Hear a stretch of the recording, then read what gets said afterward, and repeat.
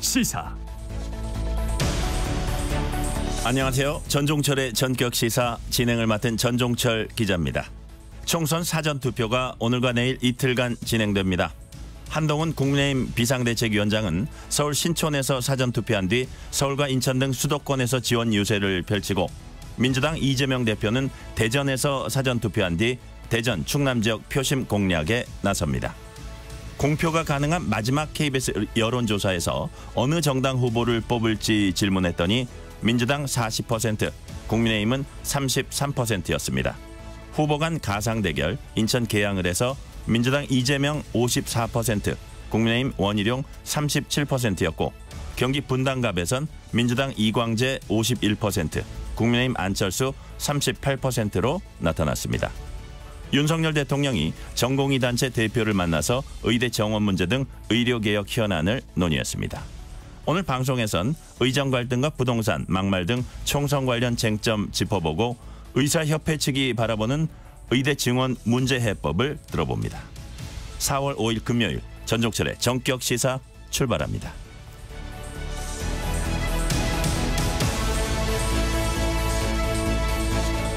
전종철의 전격 시사는 유튜브로도 실시간 방송합니다. 문자 참여는 짧은 문자 50원, 긴 문자 100원이 드는 샵9730, 콩 어플은 무료입니다. KBS 1라디오 채널에는 정치, 경제, 사회, 문화 등 다양한 명품 콘텐츠가 있습니다.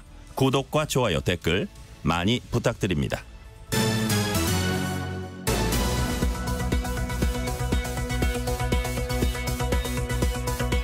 뉴스 브리핑 KBS 보도본부 우정화 기자 나와 있습니다. 어서 오세요. 안녕하세요.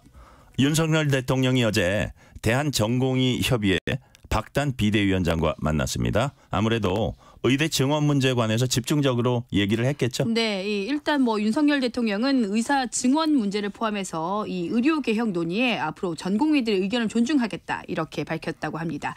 그러면서 지금 의료 체계 문제점을 경청했다면서 특히 전공의 처우와 또 근무 여건 개선에 관해서 의견을 나눈 것으로 대통령실이 전했습니다.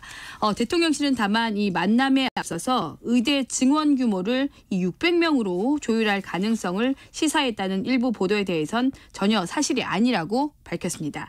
일단 어떤 이야기를 서로 했는지 공개된 건 여기까지입니다. 2시간 20분 동안 진행된 면담에서 윤 대통령은 주로 박 위원장의 의견을 귀 기울여서 들었다고 대통령실이 전했습니다. 경청하는 자리였다 이런 건데, 네. 만남을 하고 나서 박단 위원장이 SNS에 부정적인 말을 남겼어요. 어떤 말을 썼습니까? 네, 짧게 한마디를 썼습니다. 대한민국 의료에 미래는 없습니다. 이렇게 좀 SNS에 남겼습니다. 만남 결과가 한마디로 좀 만족스럽지가 않다는 거죠. 이 만남에 앞서서 전공의협의회는 의대 증원 백지화와 같은 이런 핵심 요구들이 달라진 게 없다 이렇게 강조를 해왔었는데, 좀 이렇게 이 만남 후에 쓴 걸 보면 접점이 없었던 것으로 평행선을 달렸던 것으로 보입니다. 의료계에선 앞으로 좀 대화가 계속 이어지려면 전공의들의 요구가 좀 적극적으로 반영돼야 된다 이런 주장이 나오고 있는데요. 어쨌든 모든 게 일방의 주장만 받아들일 수 없고 좀 조율을 해야 되는 거니까 이번 만남을 계기로 좀 양측이 갈등을 좀 빨리 매듭 지을 수 있을지, 봉합할 수 있을지 관심이 좀 모아지고 있습니다. 네, 오늘 2부에서 김성근 대한의사협회 언론홍보위원장과 함께 더 자세한 얘기 나눠보겠습니다. 다음 소식입니다. 어제부터 실시한 여론조사는 이제 공표할 수가 없습니다. 공표 금지를 앞두고 KBS가 마지막으로 실시한 여론조사 결과 전해드립니다. 먼저 격전직 가상대결 어떻게 나왔습니까? 네, 먼저 이른바 명룡대전으로 불리는 인천 계양을입니다. 민주당 이재명 대표와 국민의힘 원희룡 전 국토교통부 장관의 가상대결에서 이재명 후보 54%, 원희룡 후보 37%로 이재명 후보가 17%포인트 앞섰습니다. 3주째 격차가 유지가 되고 있습니다. 또 다른 인천 격전지인 인천 동미추홀을에선 민주당 남영희 후보 45%, 국민의힘 윤상현 후보 42%로 오차 범위 내에서 접전이었습니다. 경기 분당갑의 가상대결을 좀 보면 민주당의 이광재 후보 51%, 국민의힘 안철수 후보 38%로 이광재 후보가 13%포인트 앞섰습니다. 여기 이 지역은 2주 전 이 KBS 조사에서 오차 범위 내 접전이었는데요. 두 후보의 지지율 격차가 좀 더 벌어졌습니다. 이른바 서울 한강벨트 결과는 어땠습니까? 네, 이 4년 만에 리턴 매치가 벌어지는 서울 용산에서는요. 민주당 강태웅 후보가 48%, 국민의힘 권영세 후보 38%로 강태웅 후보가 10%포인트 차로 이기고 있었습니다. 또 다른 격전지죠. 서울 동작을에선 민주당 류삼영 후보가 43%, 국민의힘 나경원 후보 46%로 오차 범위 내의 접전이었습니다.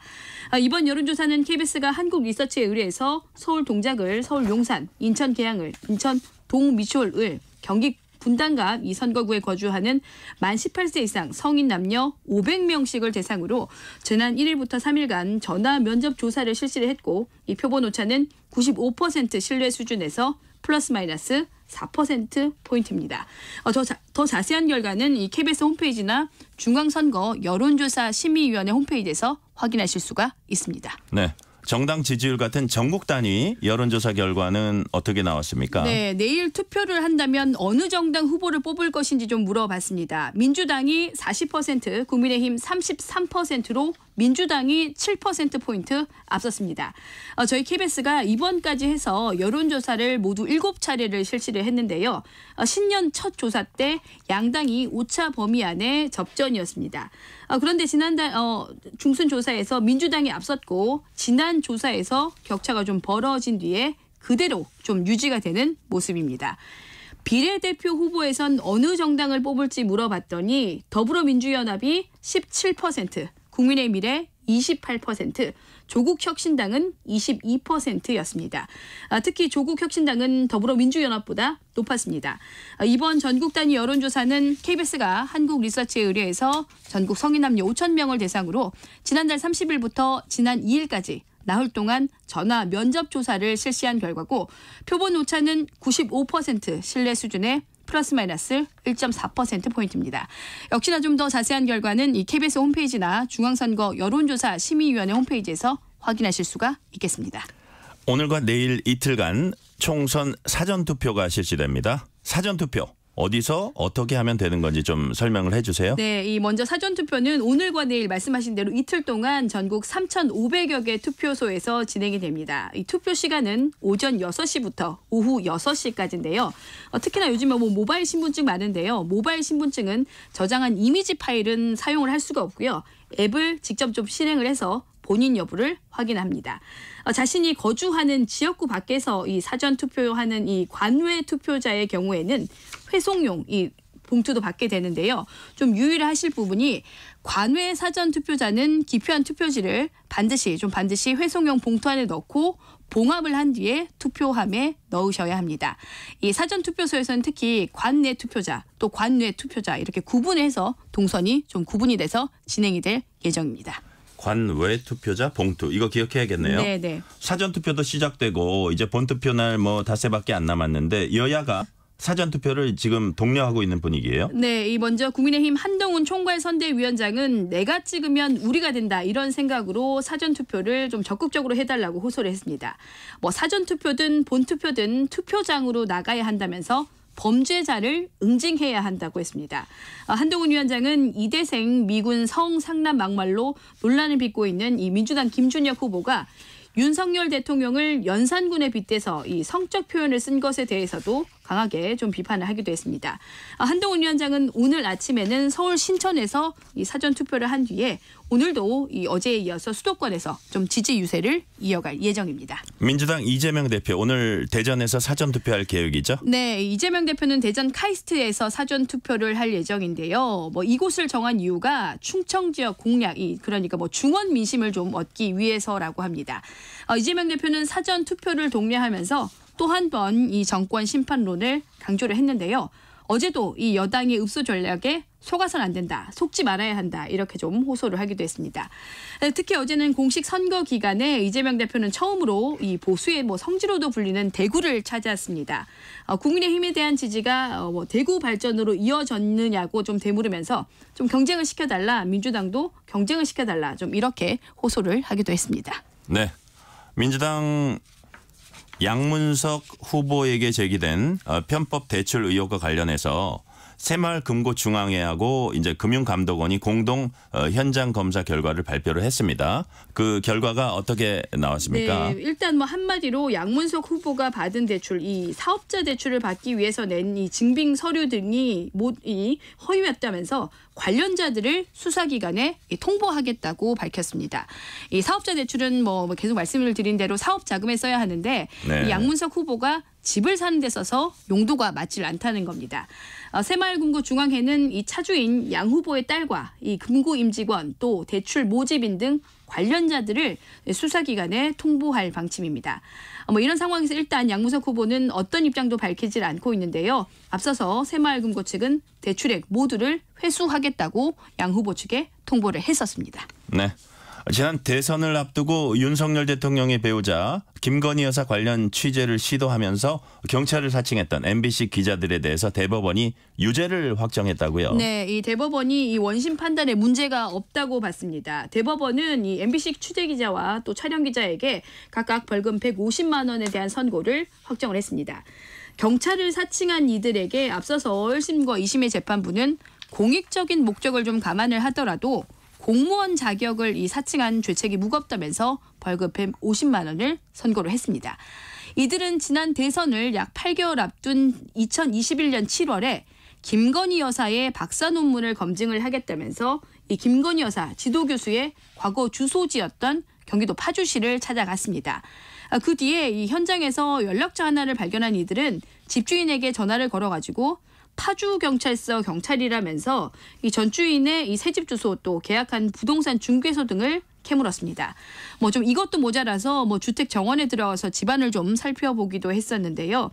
검찰은 공무원 사칭 혐의와 주거 침입 혐의까지 적용해서 재판에 넘겼고 대법원이 결국 공무원 사칭에 대해서만 유죄 판결을 내렸습니다.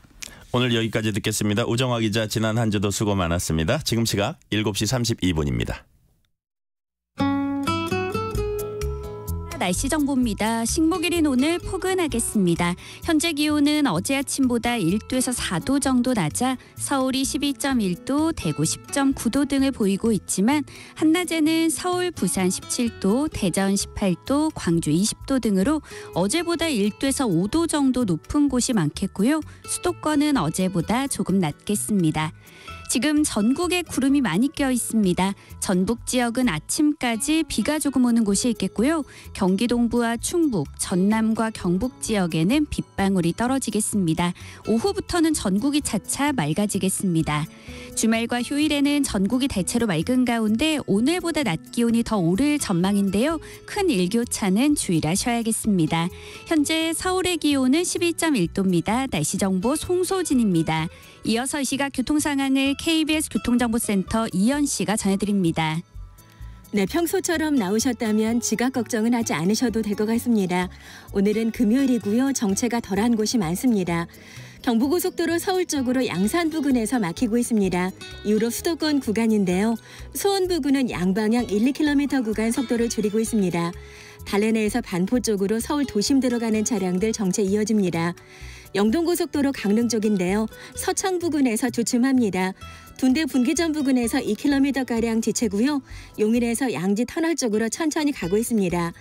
서울시내 강 서쪽으로 평소보다 여유가 있어 보입니다. 강 동쪽으로는 강변문호가 방화에서 동작대교 쪽으로 40분 정도 예상됩니다. 올림픽대로 행주에서 양화대교, 여의도 구간에서 정체되고 있습니다. KBS 교통정보센터였습니다.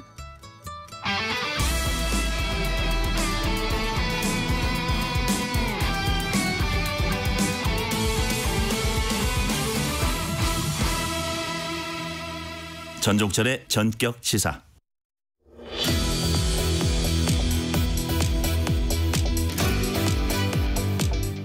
정권 심판론과 정부 지원론이 팽팽한 총선 격전지가 있습니다. 서울 동대문 을 지역인데요. 이곳에선 지역구 현역인 장경태 민주당 최고위원과 국민의힘 검사 출신 김경진 후보가 맞붙어 있습니다. 장경태 민주당 후보는 일정상 저희 프로그램 인터뷰에 응하지 않았고요. 김경진 국민의힘 후보 연결해서 자세한 얘기 나눠보겠습니다. 김 후보님 안녕하세요. 네, 안녕하세요. 김경진입니다. 네. 서울 동대문은 유권자가 동대문 을이죠. 유권자가 20대부터 60대까지 고루 퍼져 있어서 인구 구성으로 선거 유불리 따지기 쉽지 않은 그런 지역구라고 합니다. 4년 전 총선에선 동대문 갑을 모두 이제 민주당이 이겼고요. 그런데 2022년 지방선거에선 모든 동에서 국민의힘이 승리했습니다. 이번에도 승리 예측하기 힘든 곳으로 꼽히는데요. 후보님 지역 다녀보시니까 좀 분위기 어떻습니까? 일단 지역 현장에서는 저희를 지지해 주시는 분들이 훨씬 많고요. 이제 아닌 분들도 간간히 계시긴 한데 이제 문제는 현장에서 만날 수 없는 유권자들이 상당히 많이 계십니다. 그러니까 이제 아파트에 거주하시면서 직장으로 출퇴근하시는 분들, 네. 그러면서 동시에 이제 지역 내에 뭐 인터넷 커뮤니티라든지 이런 부분에 활동 참여가 좀 적으신 분들 같은 경우는 아예 만나 뵙기가 어렵다 보니까 이분들의 민심, 이분들의 생각을 좀 추측하기 어려운 대목이 있어서 어쨌든 여론조사 상황을 보면 저희가 박빙으로 지금 나오고 있는데 네. 그런 어떤 조사는 대체로 맞는 것이 아닌가 그렇게 보고 있습니다. 자, 여론조사 얘기하셨는데 데일리안이 여론조사 공정의 의뢰에서 지난 3월 31일 서울 동대문구 을 선거구 만 18세 이상 남녀 500명 대상으로 유선 ARS 10%, 무선 ARS 90% 비율로 진행한 조사에서 장경태 47.5%, 김경진 44%로 초접전 양상입니다. 재선 도전하는 장경태 후보는 20년 넘는 지역 연고 갖고 있는 걸로 알고 있고요. 호남 출신 김경진 후보님과 왜 이렇게 박빙이라고 보세요, 스스로?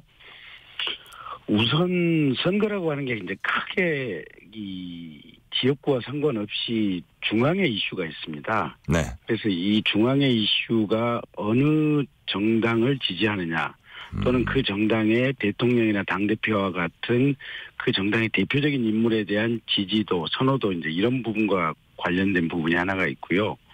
두 번째는 이제 지역구 이슈 같은 경우는 지역에 이 대립하는 후보들끼리 과연 현역 의원 같은 경우는 과거 4년 동안 의정활동을 잘했는지 못했는지 네. 또 도전하는 후보자 같은 경우에는 제시하는 장래 발전 비전이 가능한 것인지 그리고 실제 실천할 능력이 있는 것인지 이런 부분들이 복합적으로 상호작용을 한다 이렇게 봐야 될 것 같은데요.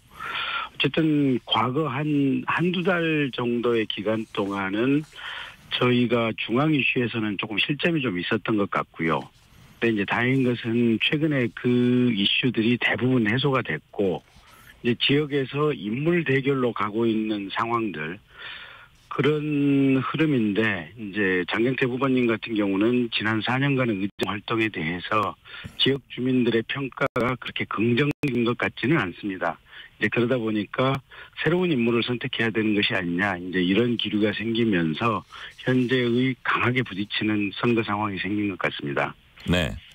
자, 동대문 을 지역의 핵심 현안은 뭔지 그렇다면 또 김경진 후보님의 핵심 공약은 뭔지 설명해 주세요. 우선 이제 아까 말씀드린 대로 우리 지역은 30, 50대 인구 비율이 이제 대체로 비슷하다 보니까 네네. 출퇴근하는 30, 50대들 같은 경우는 교통 문제가 하나가 있습니다. 네. 그래서 이제 우리 지역이 일종의 1호선과 5호선 중간에 위치하다 보니까 지하철 사각지대가 좀 있어가지고요. 네.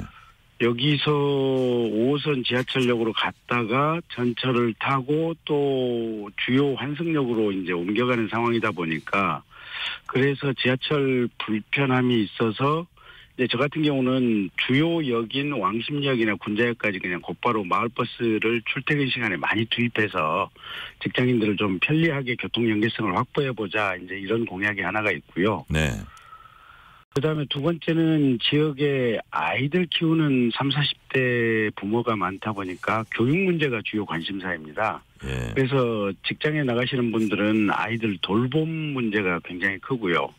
그다음에 이제 집에 계시는 분들 전업주부 같은 경우는 사교육비 절감에 대한 고민이 굉장히 크십니다. 그래서 윤석열 정부 들어와서 이제 이 늘봄 학교 뭐 사실상 전일제 교육을 통한 돌봄 확대 뭐 이런 부분을 저희도 적극적으로 좀 실천하려고 하고 있고요. 네. 그다음에 사교육비 절감을 위해서는 동대문구청에서 각급 학교에 이 교육 관련 교부금을 좀 많이 늘려서 방과 후 프로그램을 확대해서 사교육비를 좀 절감하려고 하고 있고 그다음에 이제 경로당에서 어르신들에게 매일 점심 식사 제공하는 문제는 저희나 민주당이나 별다른 의견은 없는 부분인 것 같고요. 65세대는 어르신들 같은 경우 지하철은 공짜인데 버스가 지금 그 비용을 받고 있습니다. 그래서 네네. 이 버스도 장기적으로는 버스 회사에 이제 이 지방자치단체 보조금이 몇백억씩 들어가는 상황이다 보니까 어르신들도 65세 이상이면 버스도 무료로 해야 되는 것이 아닌가 이런 공약들을 준비했습니다. 네. 인현 혁신위원회 위원 겸 대변인으로 활동했습니다. 인현 지금 비례위성정당이죠. 거기 선대위원장 맡았는데 다른 당이니까 엄밀히 보면 다른 당이니까 이게 지원 유세를 할 수 없지만 이렇게 마음적으로는 많이 신경 쓰시는 것 같아요. 힘이 됩니까?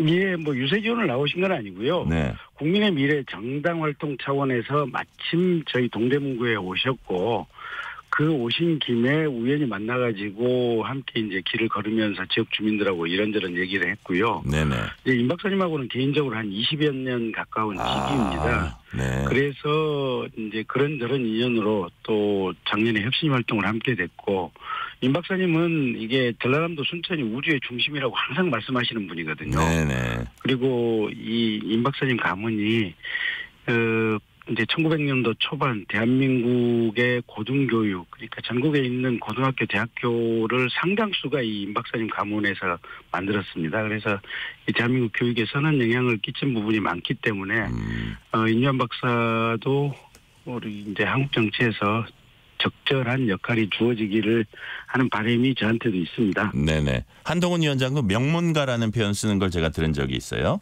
예. 자, 이번에 이제 여론조사 얘기 좀 해볼게요. 네. 공표 전 마지막 여론조사 KBS가 이제 어제 발표를 했는데요. 네. 어느 정당 후보 뽑을 건지 물어봤더니 민주당 40%, 국민의힘 33%, 일주 전 네. 조사, 일주 전인가요? 한 열흘 전 그때 조사와 거의 같은 그 격차 보이고 있고 주요 그 지역구 가상 대결 봤더니 인천 계양을 이재명 54%, 원희룡 37%, 경기 분당갑 이광재 51%, 안철수 38%. 동작을 영등포을 오차범위 내고요. 한마디로 이제 수도권 지역 나가서 전국적으로 국민의힘이 좀 힘든 싸움을 벌이고 있는 것 같아요. 그 이유가 뭐라고 보십니까? 글쎄 근데 이제 수치상으로 보면 한 7% 정도 차이가 나는 것처럼 보이긴 하지만 네. 이 수치의 격차가 저는 공고하게 그러니까 굉장히 단단한 수치의 격차다 이렇게는 보지 않습니다. 네. 왜냐하면 민주당도 최근에 비판받을 만한 악재들이 대단히 많이 있고요. 그 양문석이라든지 공영훈 후보 또 김준혁 후보라든지 뭐 조국 혁신당의 후보들 문제라든지 이런 부분들 때문에 굉장히 비판받을 지점이 많아서 민주당에 대한 지지가 공고한 지지다 이렇게 보지 않고 또 저희들 같은 경우는 저희들에게 제기됐던 비판이나 문제점들을 대부분 해소한 상황입니다. 그래서 앞으로 한 일주일 남은 선거 기간 동안의 어떤 방향이라든지 민심의 흐름에 따라서는 이 수치가 뒤집어지는 것은 굉장히 이게 급변할 수도 있는 문제다 이렇게 보기 때문에 결국 이번 선거는 마지막 순간에 개표를 해봐야만 알 수 있는 이런 상황이다 이렇게 보고 있고요. 네. 어쨌든 큰 틀의 민심은 저희 국민의힘은 순응하려고 하고 있고 민주당은 언론에서도 지적한 문제들 그러니까 오늘 아침에 제가 언론사 사설들을 몇 개 봤는데 양문석 후보라든지 김준혁 후보라든지 박은정 후보라든지 이 사람들은 당연히 후보 사퇴해야 되는 것이 아니냐 이런 언론사 사설을 여러 개를 봤습니다. 그런데 이런 국민의 민심에 반하는 거 아니겠습니까? 그래서 이 민심에 반하는 선거운동을 민주당과 조국 혁신당이 하고 있기 때문에 이런 상황이라면 결국 최종적으로 국민의 민심이 어떻게 결정될지는 투표함을 열어봐야 알 것이다. 저는 이렇게 생각합니다. 어떻게 보면 지금 김 후보님께서는 좀 긍정적이고 희망적으로 좀 보는 그런 측면이 있고요. 자, 이번 예. 전국 단위 여론조사는 KBS가 한국 리서치에 의뢰해서 전국 성인 남녀 5천 명 대상으로 지난달 30일부터 지난 2일까지 나흘간 전화 면접조사 실시했고 자세한 사항은 중앙선거 여론조사심의위원회 홈페이지 참조하시면 됩니다. 자, 아까 이제 양문석, 김준혁, 박은정 얘기하셨는데 지금 이제 네. 불거져 있는 그 어떤 뭐 총선 변수랄까요? 막판 변수들 하나씩 짚어볼게요. 자, 어떻게 보면 이제 여당 쪽이 좀 불리하다고 할 수 있는 의정 갈등. 윤석열 대통령이 어제 이제 박단 전공협의회 회장 만났습니다. 만난다는 게 의미가 있긴 있지만 여튼 만나고 나서 박단 그 위원장은 대한민국 의료의 미래가 없다 이런 글을 남기기도 했고요. 물론 한술에 배부를 수는 없겠지만 요 만남이 이제 어떻게 그 대통령이 자신의 이런 정책은 뭐 이 총선과 관련이 없다 그랬으리라고 뭐 많은 국민이 믿을 수 있는데 그럼에도 불구하고 유권자들은 또 총선 이슈로 생각할 수 있잖아요. 그래서 이게 너무 좀 늦지 않았나 이런 그 생각을 한 유권자들도 많을 것 같은데 어떠세요? 근데 문재인 정부에서도 지금 500명의 의사를 증원하려고 했다가 의사 선생님들의 강력한 반발에 부딪혀서 결국은 포기하지 않았습니까? 네.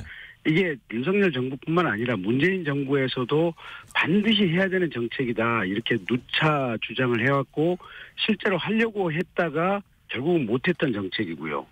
지금 민주당 비례대표로 후보로 들어가 있는 김윤 후보라고 아마 있을 겁니다. 서울대 네네. 네, 의사죠. 예, 이 김윤 민주당 비례대표 후보도 의사 증원 반드시 해야 된다고 얘기를 하고 있는 거 아니겠습니까? 맞습니다. 오랫동안 그렇게 하셨어요. 예, 그러면 윤석열 대통령은 뭐 제가 이런 표현 드려서 좀 죄송하긴 한데 아니 이게 곰 중에서도 미련은 정말 이 곰 아니겠습니까? 이게 선거 기간 중에 이 역할을 하신다고 하는 게 참으로 이제 선거에 나가는 후보들 입장에서는 참으로 답답한 상황이긴 하지만 국가를 위해서 또 대한민국의 의료에 어떤 필요한 국민들을 위해서 어떠한 이 어려움도 무릅쓰고 이걸 반드시 해내겠다. 고군분투하고 있는 상황 아니겠습니까? 그래서 이제 국민들 보시기에 조금 이게 빨리 타결이 안 돼서 답답하다고 하시더라도 최소한 이 사안만큼은 대통령에 대해서 우리 모두가 진심으로 지지를 해드려야 되고 그 진정성에 대해서요? 예를 들어서. 네. 예, 대통령의 그 고군분투하는 그 마음을 좀 알아드려야 되지 않을까 저는 그런 생각이고요.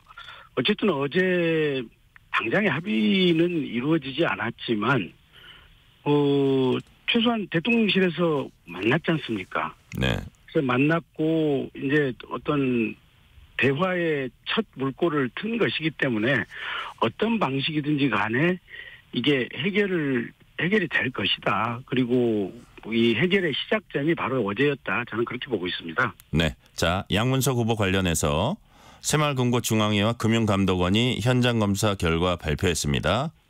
주택구입 목적으로 사업자 대출했다면 명백한 불법이다라고 규정 지으면서 관련자들 수사기관에 통보했어요. 자, 국민의힘은 이런 상황에서도 양 후보 사퇴시키지 않는 건 오만이다라고 한 반면에 민주당은 금감원이 이렇게까지 발빠르게 하는 거는 관건 선거하는 거 아니냐 이렇게 반발했습니다. 이 부분 어떻게 보세요? 아니 발빠르고 발빠르지 않고 이건 핵심이 아니고요. 양문석 후보가 했던 행위가 첫째는 범법 행위인지 아닌지 이걸 좀 명확히 민주당이 스스로 판단을 해야 될 것 같고요. 아니 민주당에도 그 많은 검사 출신 후보들, 그 많은 법조인 출신 후보들과 국회의원이 있지 않습니까? 그분들이 판단해 보면 이게 허위 내용의 서류를 제출해서 이 사업자 대출을 받았다고 한다면 누가 봐도 이거는 불법 대출이거든요. 근데 그 얘기를 왜 안 하는 겁니까? 그래서 제가 보기에는 이 자체로 봐도 민주당 전체의 오만이고 이재명 대표 본인이 워낙 많은 형사사건으로 재판을 받고 있다 보니까 이 정도의 불법은 뭐 별로 불법이라는 인식조차도 없는 것이 아닌가 지금 그런 생각이고요. 지난번에 그 지역구 자체가 사실은 앞으로 대권에 도전할 수도 있었던 전해철 의원 지역구 아니겠습니까? 네. 전해철 의원 날려버리고 결국은 친이재명계 후보를 심었기 때문에 결국 버텨서 이재명계 국회의원 한 명을 더 만들어내겠다 하는 어떤 이재명 대표의 어떤 이런 정치적인 욕망 그 이상도 아니고 이하도 아니고 그래서 아마 며칠만 버티면 된다 이런 생각의 연장선이다 저는 그렇게 봅니다. 자, 민주당 김진혁 후보 2대생 미군 성상납 발언 관련해 이화여대 총동창회가 사퇴 거듭 촉구하고 있는데 근데 이 와중에 김 후보가 연산군을 윤석열 대통령이 빗댄 발언이 이제 추가로 확인이 됐습니다. 이건 어떻게 보세요? 그러니까 이분은 전부 머릿속에 선거 관련된 독특하고 기이한 발언들을 해대고 있어가지고요. 참 머릿속에 무슨 생각이 가득 차 있는지. 그래서 오죽했으면 지금 이화여대 또 한국여성단체협의회 또 위안부 피해자 할머니인 이용수님까지도 후보 사퇴를 요구했거든요. 근데 이 정도 상황이면, 그리고 아까 말씀드린 대로 상당수의 언론사들이 지금 김준혁 후보 사퇴하라고 얘기를 하고 있는데 이걸 버티는 걸 보면 민주당의 오만함이 정말로 어디까지 있는지 이건 국민들께서 판단하시라고 봅니다. 국민들께서 투표를 통해서 정치적으로 반드시 응징해 주셔야 한다. 저는 그렇게 생각합니다. 네. 부산 수영 국민의힘 정연욱 후보 무소속 장해찬 후보 단일화가 사전투표 하루를 앞두고도 무산됐습니다. 이대로 가면 민주당의 부산 수영을 넘겨줄 수 있다는 관측도 일부 나오는데요. 모 여당 인사는 역사에 죄를 짓지 마라 이런 얘기까지 했습니다. 이 상황 어떻게 보세요? 맞는 말이고요. 그 당의 원로들이나 사실은 당의 핵심 관계자가 빨리 오늘 오전까지라도 이 문제를 마무리 짓는 것이 좋지 않을까 싶고요. 이게 해결이 안 돼서 결국은 두 후보 공이 함께 출마하게 된다면 이게 필패입니다. 그래서 역사에 죄를 짓는 행위가 아닌가. 그리고 의석 한석이 지금 소중한 이 상황에서 이건 참 안일하게 다들 대처하고 있다. 저는 그렇게 봅니다. 네. 자, 제가 어젯밤에 늦게 이제 좀 기사 검색을 쭉 하다 보니까 신문들이 공통적으로 이제 인터넷 기사로 많이 다룬 기사가 있더라고요. 국민의힘 원희룡 후보 후원회장인 전 축구 국가대표 이천수 씨가 유세 도중 눈물을 흘렸대요. 네. 가족들이 힘들어하지만 끝까지 지지해달라는 말을 하다 이제 그 단상 위에서 울컥했다는 건데, 그래서 그 어머니가 이제 올라와서 또 아들을 이렇게 다독여 주면서 어머니들 마이크를 잡았다 뭐 이런 건데, 실제 보니까 이천수 선수가 유세 다니다가 얻어맞기도 했고 드릴을 갖다 대면서 가족을 다 안다 이렇게 협박도 받았고 합니다. 네. 그래서 이 얘기를 보니까 아니 정치가 뭐라고, 이쯤 되면 정치 양극화, 이 병리 현상 아닌가요? 어떻게 보세요? 그렇죠. 아니 정치가 뭐긴 합니다. 정치가 대단히 중요한 역할이고요. 네네. 1년에 한 700조 가까운 예산을 분배하는 기능을 가지는 굉장히 지금 중요한 부분이 정치이긴 합니다만은 실은 대한민국이 너무 극단적으로 양분화가 되어 있고 이 양분화가 되어 있는 데는 정치인들의 책임도 상당수 있는 것이 아닌가 싶습니다. 그래서 이번 선거 과정 당장에 오늘부터라도 우리 스스로가 좀 차분하게 반성을 하면서 이게 대한민국 사회의 공동체, 우리 모두가 다 잘 살고 여유 있게 살고 행복하게 살기 위한 그 수단으로서 정치가 필요한 거 아니겠습니까? 네네. 그러면 그와 같은 상황을 좀 명백하게 인식을 하시고요. 두 번째는 상대가 악마가 아닙니다. 그러니까 이게 상대 진영의 후보자들은 악마다, 나를 해치려고 하는 사람이다, 이제 이런 식의 생각을 하시는 분들도 일부 계시는 것 같아요. 근데 다 국가와 우리 민족의 미래를 위해서 자신의 뜻을 가지고 나오신 분들이기 때문에 그분들의 생각이 나와 다를 수는 있지만 그게 틀렸다라고 전제를 안 하시는 그런 생각의 어떤 흐름들이 우리 모두에게 다 필요한 것이 아닌가. 그리고 특히 정치 지도자들부터 선거 유세 시 또 발언을 할 때 그와 같이 국민을 51대 49로 나누려고 하는 그런 어떤 흐름들이나 습관들이 좀 없어지고 대통합, 서로 화합 이런 단어들을 좀 많이 사용했으면 좋겠습니다. 네네. 자, 지금 시간이 뭐 1분 10초 정도 남았으니까 제가 10초 질문하고 나면 1분이 남는 건데요. 마지막으로 자, 동대문을 지역에, 발음이 좀 어렵네요. 동대문을 지역에 김경진 후보가 반드시 당선돼야 하는 이유 뭡니까? 그러니까 45년 해방 이후에 우리는 많은 성공을 거두었습니다. 이게 산업화, 민주화 전부 완성됐고 이 한류로 대표되는 앞글자 K가 전 세계를 선도하고 있는데요. 문제는 지금 여러 가지 대한민국의 위기 징후들이 있습니다. 저출산, 또 중국과 같은 후발 국가들의 기술 추격, 또 인재 유출과 인구 부족으로 이제 대학 연구실 불이 꺼지고 있는 상황인데, 그러다 보니까 지금 제2의 건국을 위한 준비를 하지 않으면 현재의 대한민국의 번영은 명석하기 어렵다, 지금 이렇게 보고 있고요. 그와 같이 제2의 대한민국의 도약을 하기 위해서는 저는 가령 당대표가 이재명 씨 같은 또 당대표가 조국 씨 마무리해 같은 주세요. 이런 정치 세력은 대한민국의 운명을 맡길 수 없다라고 보고 있고요. 네네. 여기까지 듣겠습니다. 지금까지 동대문을 국민의힘 김병진 후보와 얘기 나눴습니다. 총선까지 남은 기간 장성태 후보 연락 오면 인터뷰 시간 마련하겠습니다. 방탄용이란 지적이 많았죠. 2심에서도 징역 2년을 선고받았습니다. 죄를 지은 사람이 국회 안에 숨는 사람이 대한민국을 뒤로 돌리고 있습니다. 대한민국이 범죄 세력이 지배하는 나라로 돌아가야 합니까? 4월 5일 6일은 사전투표일. 낡은 여의도 정치를 끝내는 날.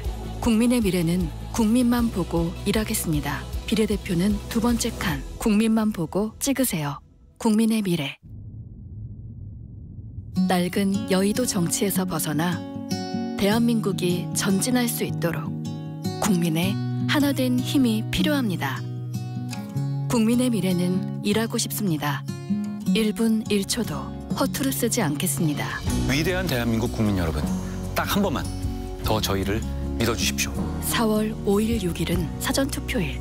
비례대표는 두 번째 칸. 국민만 보고 찍으세요. 국민의 미래.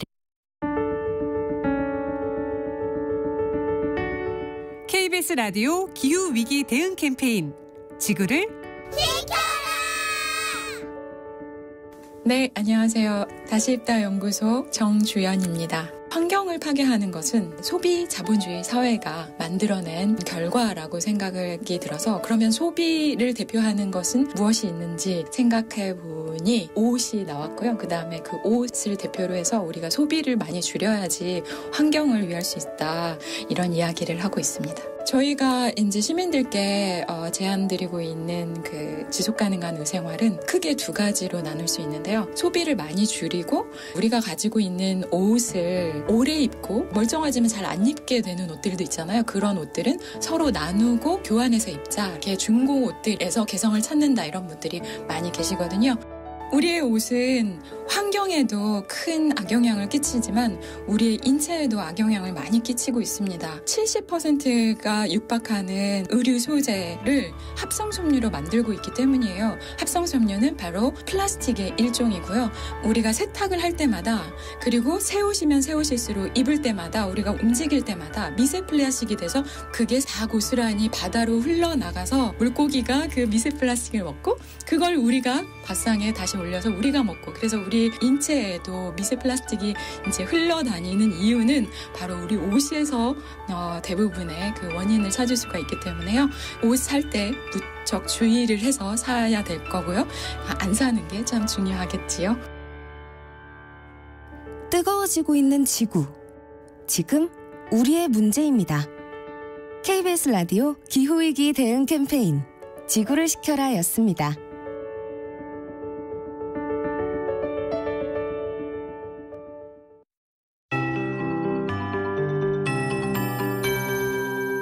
KBS 58분 날씨. 포근한 식목일입니다. 오늘은 또 한식이자 사전투표 첫날이기도 한데요. 지금은 어제 아침보다 1도에서 4도 정도 낮아 서울과 부산이 12.3도, 대전 10.9도 등을 보이고 있지만 한낮에는 서울과 부산, 강릉, 제주 17도, 대전 18도, 대구 19도, 광주 20도 등으로 어제보다 1도에서 5도 정도 높은 곳이 많겠고요. 수도권은 어제보다 조금 낮겠습니다. 지금은 전국에 구름이 많이 껴 있습니다. 전북 지역은 아침까지 비가 조금 오는 곳이 있겠고 경기 동부와 충북, 전남과 경북 지역에는 빗방울이 떨어지겠습니다. 오후부터는 전국이 차차 맑아지겠지만 경기 북부와 강원 영서 북부는 오후까지 빗방울이 예상됩니다. 한편 아직 전라도를 중심으로 안개가 짙게 낀 곳이 있어 교통안전에 주의하셔야겠고요. 수도권과 강원도는 대기가 건조하니까요. 불조심하시기 바랍니다. 주말과 휴일에는 전국이 대체로 맑겠습니다. 낮 기온은 내일은 20도 안팎, 모레는 24도 안팎까지 오르며 무척 따뜻할 전망인데요. 아침 저녁은 쌀쌀해서 큰 일교차를 주의하셔야겠습니다. 현재 서울의 기온은 12.3도, 습도는 53%입니다. 송소진입니다.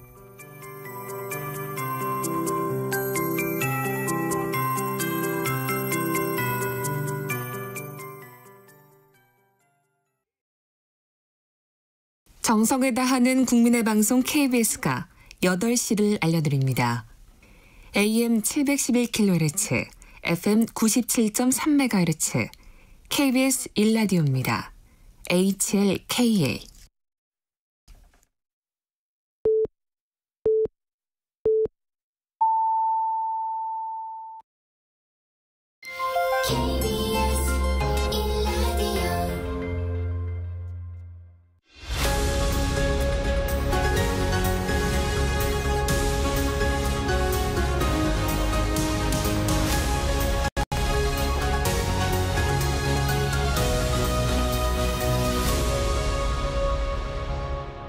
전종철의 전격 시사.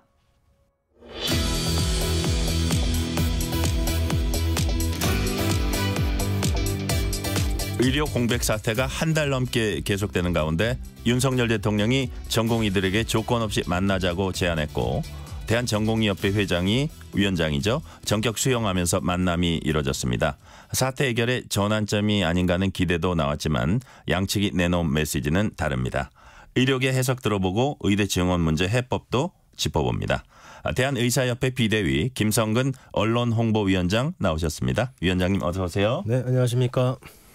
대통령과 전공의 단체 대표의 만남. 일단 만남의 결과는 좀 이따 이제 저희가 얘기하고요. 만남 그 자체의 의미 어떻게 평가하세요? 네, 지난주에 저희 의협 비대위에서 당사자인 대통령님하고 그다음에 전공의가 만났으면 좋겠다 이런 제안을 한 바가 있고요. 네네. 어쨌든 또 담화 발표를 한 다음에 사실 그 담화가 굉장히 강경하게 느껴졌었는데 이후에 또 여러 수석들이 나오셔서 해석을 좀 달리 했었죠. 그리고 대통령실에서 어쨌든 대통령과 전공의 만남 만나서 들어보겠다 이런 제안이 왔고 한 이틀 정도 시간이 걸렸지만 만남이 성사가 됐습니다. 여러 가지 시각이 있는 것 같습니다. 괜히 만나러 갔다 뭐 이런 시각부터 시작해서 뭐 일단 만남 자체의 의미가 있다 이런 시각들도 있는데 일단 저희 비대위 입장에서 보면 네. 저희 요청도 있었고요. 그다음에 바로 직접 누구를 거치지 않고 의견을 전달할 수 있었다는 면 그 정도로 저희가 평가하고 있습니다. 네. 네. 그런데 박단 위원장이 윤 대통령 만나는 걸 반대하는 의견도 그 내부에서 있었나 봐요. 전공의 협의 안에서. 네. 뭐 강경파들 때는 심지어 뭐 박단 위원장 탄핵해야 된다 이런 얘기까지 나오는 거 보니까 어떤 조직이랄까 어떤 뭐 모임이랄까 항상 뭐 강경파는 있는데 지금 거기는 어떤 상황입니까?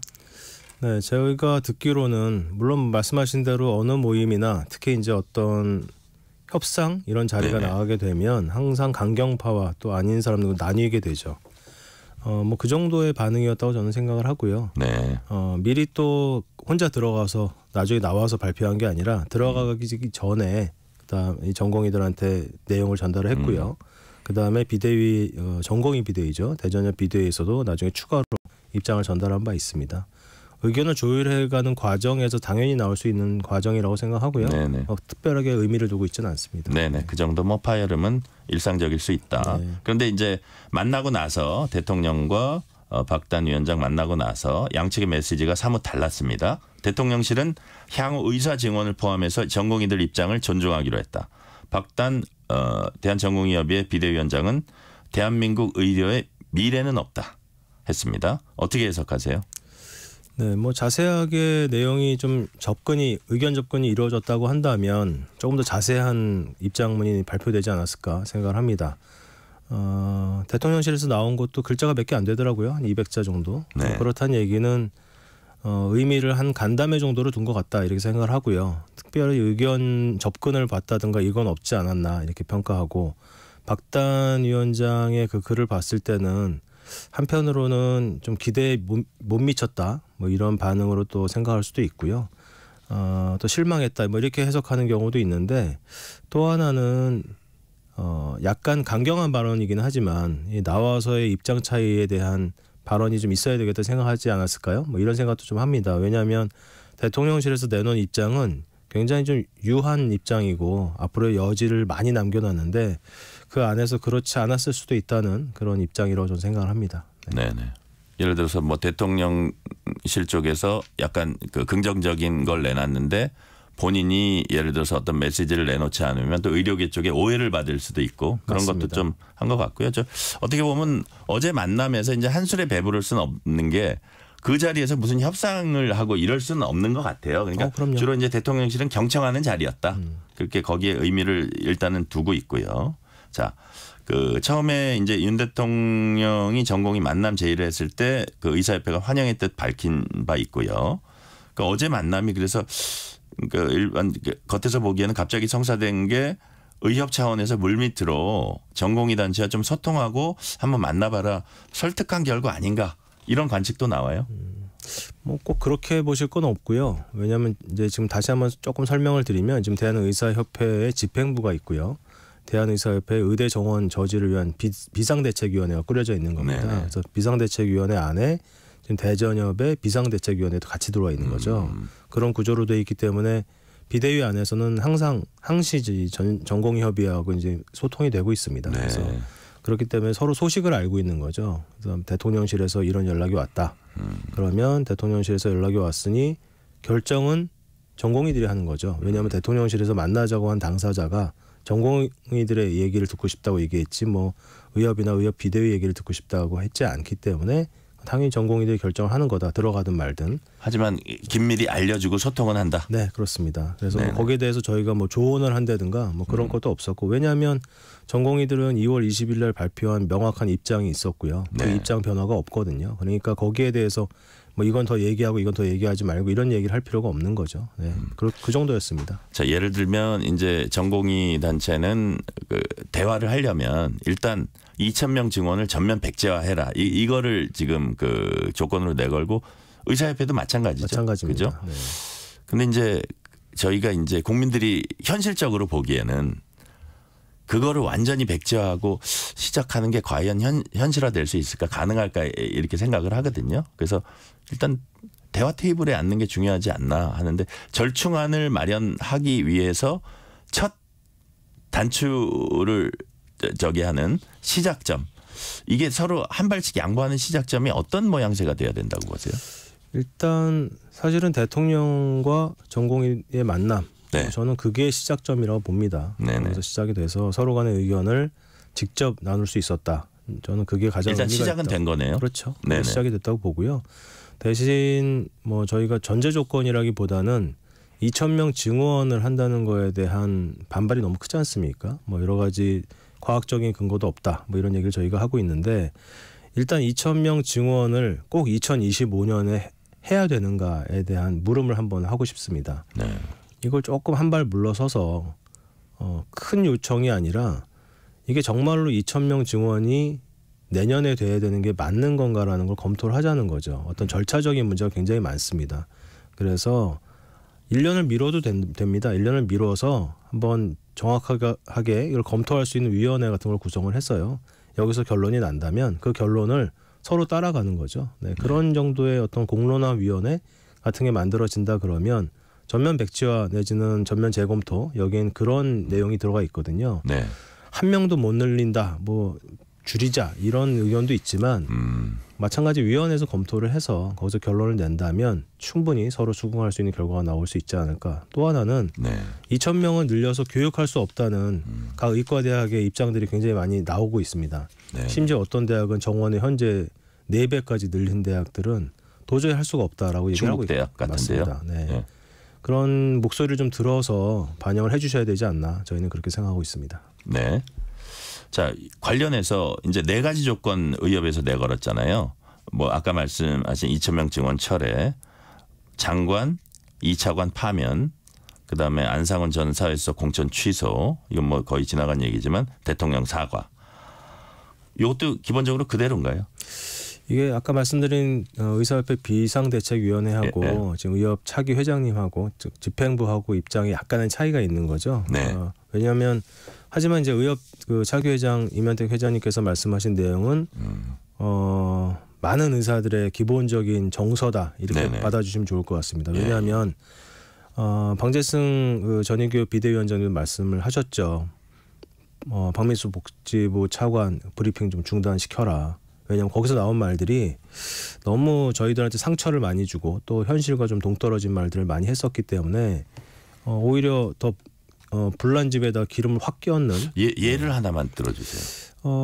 최근에 예로 말씀을 드리면 교육 여건에 대해서 말씀을 드린 다음에 이 커데바라고 얘기하는 저희가 사채 실습에 대해서 말씀을 드렸죠.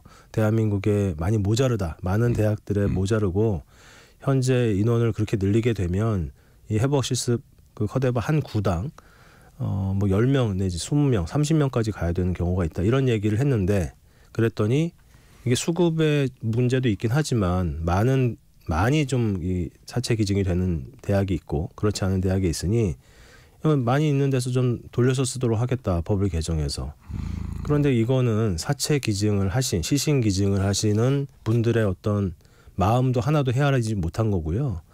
이 시신 기증을 통해서 이 본인의 어떤 숭고한 뜻을 밝히는 이분들에 대해서 본인의 시신을 물건으로 취급하겠다는 이런 의미로 들지 않습니까? 이거 있을 수 없는 일입니다. 그리고 또 하나 이 사채 이 실습 저희가 해부학 실습을 하면서 의사로서의 마음가짐을 가다듬는 아주 굉장히 중요한 실습이거든요. 단순하게 어떤 기술을 익히는 시간이 아닙니다. 여기 이런 거를 이렇게 폄훼했다는 거, 뭐 모자르면 수입하겠다는 거, 이거는 이 시신을 사체를 물건으로 취급하겠다는 것밖에 안 되기 때문에 의사들은 아주 크게 분노할 수밖에 없었죠. 네, 그런 언사를 하신 분이 계속 나오기 때문에 이런 얘기들이 나오고 또 대통령의 눈을 가리고 있다.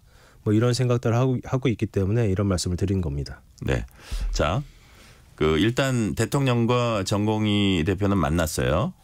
뭐 도출된 결과가 뭐 특별한 게 없다고 하더라도 만났다 그 의미를 갖고 자. 그럼 이 문제는 전공의들이 집단 사직을 했기 때문에 전공의들이 이제 하이라이트를 받고 있긴 하지만 의료계 전체 문제잖아요. 그렇다면 의료계 대표하는 의협 집행부와의 만남 이거는 혹시 추진되고 있는지 이런 제안은 왔는지 어떻습니까?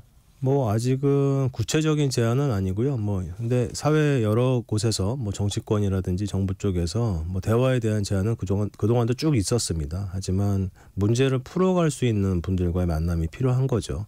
그래서 그 첫 번째 단추가 어제 결국은 대통령과 그다음에 정공희 대표의 만남이었다고 뭐 생각을 하고요. 이제 확대되고 실제로 실무적인 일에서 처리가 된다 그러면 그 모임은 당연히 확대가 될 거고요. 거기는 저희 전체 의사들의 대표인 대한의사협회가 참여가 당연히 된다고 생각하고 있습니다. 네, 그 이제 대통령이 의료계에도 통일된 안을 내달라. 만약에 이게 합리적이라면 거기에 뭐 따르겠다, 유연하게 하겠다 이런 차원으로 얘기를 했는데 그런 게 좀 준비가 되고 있습니까? 뭐 다양한 안과 숫자들이 있죠. 뭐 대통령께서 말씀하신 그 내용을 한번 살펴보면 저희는 이제 이런 질문을 할 수밖에 없습니다. 네네. 어떤 국가의 정책을 마련해서 진행을 하는 거는 기본적으로 정부의 책임이라고 말씀을 하셨죠. 예. 그런데 거기에 대해서 어떤 단체가 어떤 충분한 안을 냈습니다. 근데 그 안이 합당한가 아닌가라는 판단을 과연 누가 하는 거죠? 저희가 어떤 안을 제시했을 때 그 안이 내가 볼 때는 아닌 것 같은데 우리 안이 맞는 것 같아. 이렇게 판단하면 안 되지 않습니까? 예. 그래서 저희가 말씀드리는 게 충분한 안을 놓고 여러 가지 과학적 방법을 통해서 검증하는 그런 위원회, 중립적인 위원회가 필요하다고 말씀을 드리는 거죠. 가져오는 게 아니라 아예 처음부터 이렇게 위원회 대화 협의체를 만들어서 하자. 그렇죠. 그게 가장 합리적인 해결 방법이라고 말씀을 드리는 겁니다. 네, 지금 의료계에서 가져와 봐라. 이거보다는 이게 원점에서 하자는 이유는 그 취지는 그 어떤 협의체를 만들어 가지고 거기서 차근차근히 논의를 해보자 이런 거네요. 그럼요. 대신 이제 거기에 대한 어떤 시간, 타임 리미트를 걸어놓고요. 그다음에 그거를 적용하는 거를 2026년부터 하자. 뭐 이런 식으로 좀 하게 된다면 충분히 좋은 대안이 될 수 있을 거라고 저희는 생각을 합니다. 자, 협의체 말씀하셨어요. 근데 이제 정부가 사회적 협의체 구성인데도 속도를 내고 있어요. 근데 정부의 뭐 대략적인 방안은 의료계뿐 아니라 소비자, 환자 등 이제 다양한 목소리 반영할 수 있는 위원회 만들겠다는 취지거든요. 보건의료노조는 이제 찬성한다는 입장 냈고요. 의협은 좀 부정적이죠. 아무래도 처음에 그 위원회 이름은 의료개혁 특위였죠. 네네. 그거를 좀 확장하시겠다는 담화문 내용이 있었는데 저희가 걱정하는 건 그런 겁니다. 이제 건강보험정책심의위원회 이런 위원회가 있고 여러 가지 결정하는 위원회를 보면 의료계가 들어가 있긴 하지만 굉장히 소수로 들어가 있는 경우가 많거든요. 그러니까 결국 결정 사항에 대해서 힘을 쓸 수 없는 의견을 관철할 수 없는 경우가 많습니다. 그렇기 때문에 왜곡된 결과들이 나오는 게 저희가 눈에 보이니까 의료 개혁을 하는 데 있어서 물론 사회적인 굉장히 큰 아젠다이기 때문에 다양한 집단이 참여하는 건 맞다고 봅니다. 하지만 거기에서 의료계가 적어도 다수를 차지할 수 있어야 된다. 이런 말씀을 드리는 거고요. 예를 들어서 일본 같은 경우는 의과대학 정원을 결정하는 정원 결정위원회가 있습니다. 네. 거기 한 20명여 명이 참여하게 되는데 항상 절반 이상을 의료계가 참여하는 것으로 하고 결정을 하고요. 네. 그 결정 사항을 문부성이 따라서 뭐 결정하는 이런 과정을 거치거든요. 그래서 여러 가지 위원회의 특성이 있습니다. 의료 개혁에 대한 거는 특히 의료계, 물론 뭐 저희 의사들만 의료계는 아닙니다만 저희 쪽이 많이 목소리를 낼 수 있어야 옳은 방향으로 갈 수 있다 이렇게 생각하고 있습니다. 좀 단적으로 얘기하면 역시 이 분야 최고 전문가는 의사들이다. 네. 그렇기 때문에 그 협의체를 구성하는데 뭐 동수로 비슷한 비율로 하면 이거는 그 논의가 산으로 갈 수 있다. 맞습니다. 뭐 그런 뜻으로 제가 이해가 되네요. 네. 네네. 자, 핵심은 의대 증원 문제지만 관련해서 정부가 여러 후속 조치 내놓고 있어요. 뭐 예산 관련해서 뭐 10조 원 이상 건보 재정, 필수 의료 분야예요. 그다음에 뭐 의료 사고에 따른 의료진 사법 부담 완화. 거기다가 이제 아까는 건보 재정이었는데 여기에 필수 의료 재정이 충분히 지원되도록 예산을 편성하기로 했다. 이 같은 방향은 뭐 긍정적으로 평가를 하세요? 네. 뭐 2023년부터 시작이 됐던 의정 협의체 여기서도 그런 비슷한 내용들이 논의가 됐고요. 네. 그런 내용들이 많이 반영됐다고 봅니다. 그래서 이 아젠다의 제목에 대해서는 저희가 크게 반대할 이유가 없는데 이제 강론에 들어가면 아직 굉장히 세세하게 논의할 부분이 많거든요. 네네. 그다음에 10조 강조를 자꾸 하시는데 이게 1년에 10조가 아니고 5년에 걸쳐서 10조 얘기입니다. 그러면 건강보험 1년에 100조를 저희가 쓰고 있거든요. 1년에 2%의 예산을 추가해서 어떤 일이 벌어질까 뭐 이런 생각도 할 수밖에 없고요. 대신 따로 특별 회계를 마련하시겠다고 한 거는 저희가 굉장히 긍정적으로 봅니다. 근데 이걸 내년부터 반영하겠다 그래서 그러면 5월까지 예산은 내야 되지 않습니까? 네네. 시간이 굉장히 촉박하다는 거죠. 어쨌든 간에 그런 쪽에서는 긍정적인데 말씀하셨던 의료사고 특례법 같은 경우는 우리나라가 형사소송이 특히 의사들의 어떤 사고 내지는 어떤 배상 과정에서 형사소송에 걸리는 비용이 그 비율이 일본에 비해서 거의 250배가 됩니다. 그런 상황 때문에 요즘에 얘기하고 있는 필수 의료라든가 뭐 수술 이런 걸 잘 선택을 안 하는 폐해가 생기는 거죠. 근데 이제 문제는 상대방도 있습니다. 의료사고의 피해자라고 얘기하시는 환자 단체도 있고요. 그다음에 시민단체도 있겠죠. 이런 극복해야 될 과정들이 많기 때문에 이 법이 만들어지는 데까지 굉장히 많은 노력과 시간이 소요가 될 거다 이런 생각을 가지고요. 그다음에 민사소송 같은 경우는 좀 줄여주는 금액을 줄여주는 데 있어서 공제 가입 이런 걸 얘기하지 않습니까? 네네. 뭐 다른 나라들 예를 들면 우리나라는 특이하게도 의료 시장의 대부분의 공급은 민간에서 하고 있고요. 가격 통제는 국가에서 하는 그런 전 세계 유례 없는 제도를 가지고 있습니다. 공공의료 부분이 5%에서 10%밖에 안 되니까요. 이런 나라에서 이 배상 책임을 물을 때 왜냐하면 가격을 통제를 당하고 있는데 물을 때 그 민간에서 다 보험을 이 부담을 하게 만드는 것 자체는 부당하다 이런 얘기를 하는 거죠. 네네. 그런 비슷한 국가에서 금액을 통제하는 시스템에서는 대개 국가에서 그런 부담을 해줍니다. 그런 저희가 제안을 하고 있고 이게 좀 통과가 됐으면 좋겠다는 생각합니다. 네. 대학병원에 의해서 개원이도 주 5일제에 따라 주 40시간 운영에 들어간 준법 진료 투쟁에 들어갔습니다. 의협에서 이제 결정된 사항이고요. 정부에 대한 일종의 경고 의미인가요? 네, 아무래도 개원가에서도 지금의 사태를 그냥 지켜볼 수 없다 이런 마음들이 많이 있으시기 때문에 어떤 식으로든 참여를 하고 싶다라는 의사 표현이 있었습니다. 좀 늘어나고 있어요? 네, 조금씩 늘어나고 있고요. 아무래도 가장 강력한 수단은 총파업이라는 수단이 있겠죠. 그런데 이 의료계의 총파업이 일어난다면 안 그래도 지금 대학병원들이 어려운데 개원가까지 총파업을 한다면 국민들께서 얼마나 힘드시겠습니까? 그 생각을 안 할 수가 없기 때문에 거기까지 가기 전 단계로서 약간의 진료 시간을 좀 조정하는 좀 불편하시겠지만 그래도 시간을 맞춰서 오시게 되면 진료에 부담을 드리지 않는 이 정도의 저희가 시작은 하고 있습니다. 네. 정부하고 대화가 시작되거나 대화 시작되는 시점 이럴 때는 이거는 뭐 좀 철회할 수도 있는 부분이네요. 맞습니다. 네. 그런데도 이제 환자들은 하루하루 속이 타들어가고 있습니다. 한국환자단체연합회는 의료대란 사태 종결시켜달라며 양쪽에 거듭 호소하고 나섰어요. 그래서 일단 이 상황에서 그냥 의사들만 먼저 들어갈 수는 없다는 건가요? 그렇게 저희가 뭐 특히 전공의들 예를 들면 저도 이제 대학 교수로 있습니다만 교수들이 전공의들을 설득해서 들어와서 일을 하면서 우리 해보자라고 하는 설득이 먹히지 않는 거죠. 또 여러 가지 이유가 있겠지만 아시는 바와 같이 처음에 사직서를 내겠다 그랬더니 사직서 못 내게 하고요. 수리하지 말아라. 그다음에 업무 개시 명령, 진료 개시 명령 등등 변호사들조차 우리나라에 이런 명령이 있었나 하고 이제 의아할 정도의 명령들을 막 날리고 있었습니다. 또 휴가도 못 가게 뭐 여러 가지 얘기를 하니까 대한민국에서 과연 전공이란 존재가 뭔가에 대한 의심을 하게 됐고요. 그런 실망감 이런 것 때문에 저희가 설득해서 돌아오게 하기가 굉장히 어려운 거죠. 그래서 환자분들이 고통받고 있는 거에 대해서는 지금 환자를 보고 있는 의사로서 굉장히 조심스럽고 또 죄송하게 생각합니다. 빨리 저희가 정상화돼서 수술도 열심히 해드리고 그다음에 입원 환자도 잘 봐드리고 그러고 싶은데 그렇게 설득할 만한 이 이유를 만들어야 되거든요. 네네. 그건 누누이 저희가 말씀드리고 있지만 정부의 양보, 그다음에 좀 더 합리적인 선택 이런 게 필요하다고 봅니다. 네, 지금 말씀해 주셨는데 비슷한 얘기가 되겠지만 이제 그 환자들께는 말씀을 하셨고 마지막으로 이제 시간 한 1분 이내로 남았는데 짤막하게 정부에 대해서 하시고 싶은 말씀으로 딱 요약해 주시죠.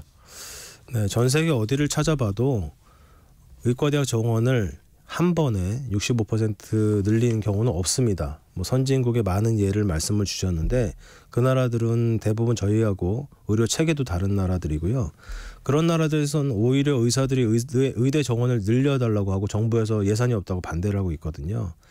그런 굉장히 다른 시스템을 가지고 우리한테 비교하는 건 맞지 않고 늘리더라도 대개 10% 선에서 점진적으로 늘렸다가 또 일부 나라에서는 또 줄이고 있습니다. 이런 굉장히 자세한 검토를 통해서 늘려야 되는 게 의대 정원입니다. 근데 그거를 이렇게 한 번에 65%까지 늘리는 거는 굉장히 무리한 이 내용이라고 생각하고요. 그 인원들을 가르쳐야 하는 스승이 되는 교수님들께서 반대하고 있지 않습니까? 안 된다고. 그걸 좀 잘 받아주셨으면 좋겠습니다. 네, 오늘 여기까지 듣겠습니다. 대한의사협회 비대위 김성근 언론홍보위원장이었습니다. 오늘 인터뷰 고맙습니다. 네, 감사합니다.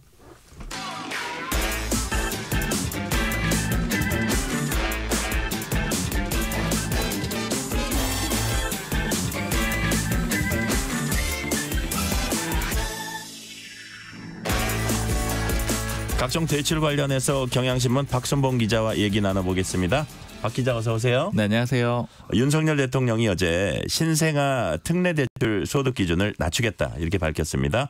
저출산 문제 해결하겠다는 취지로 보이는데요. 일단 신생아 특례 대출이 어떤 건지 설명부터 해주세요. 네, 쉽게 얘기하면은 아이 낳으면은 돈을 저렴한 이자로 빌려주겠다 집 살 때요. 네. 그런 이제 특례 대출이고요. 뭐 정책자금 대출의 일종이라고 보시면 돼요. 특정 계층 위해서 일종의 복지 혜택을 정부가 지원을 하는 거고요. 요즘에 아이 낳는 걸 꺼리는 이유 중에 하나가 경제적 부담이잖아요. 그리고 네네. 그중에 특히 집값이 굉장히 중요한 요인인데 뭐 얘기들을 들어보면은 내 집 마련하기 위해서 좀 나중에 낳겠다. 시점을 늦추는 사람들도 있고 아니면 집값 때문에 못 낳겠다. 이런 청년들도 있거든요. 그래서 정부가 집값 걱정을 좀 덜어줄 테니까 아이를 낳아라. 이런 취지로 내놓은 겁니다. 네. 누가 언제 받을 수 있느냐면요. 최근 2년 사이에 아이를 낳은 경우 받을 수가 있고요. 대신 무주택자거나 1주택 가구까지만 허용이 됩니다.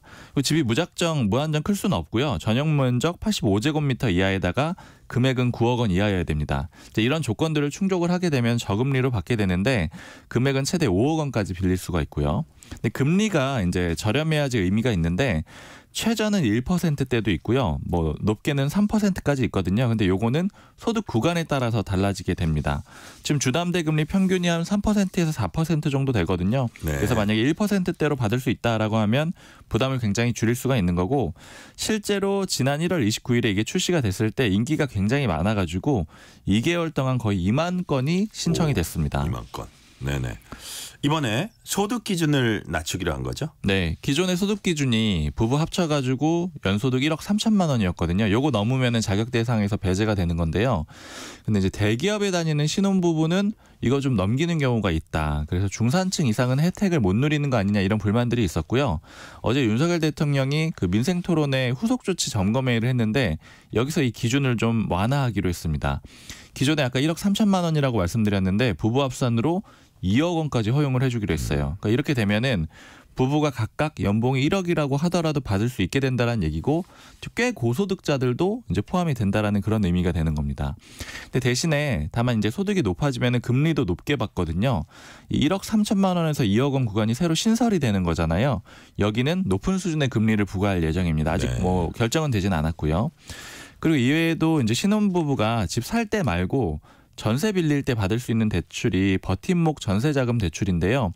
요것도 기준을 완화해 주기로 했습니다. 그러니까 기존에는 그 7,500만 원 이하여야지 이제 받을 수 있었거든요.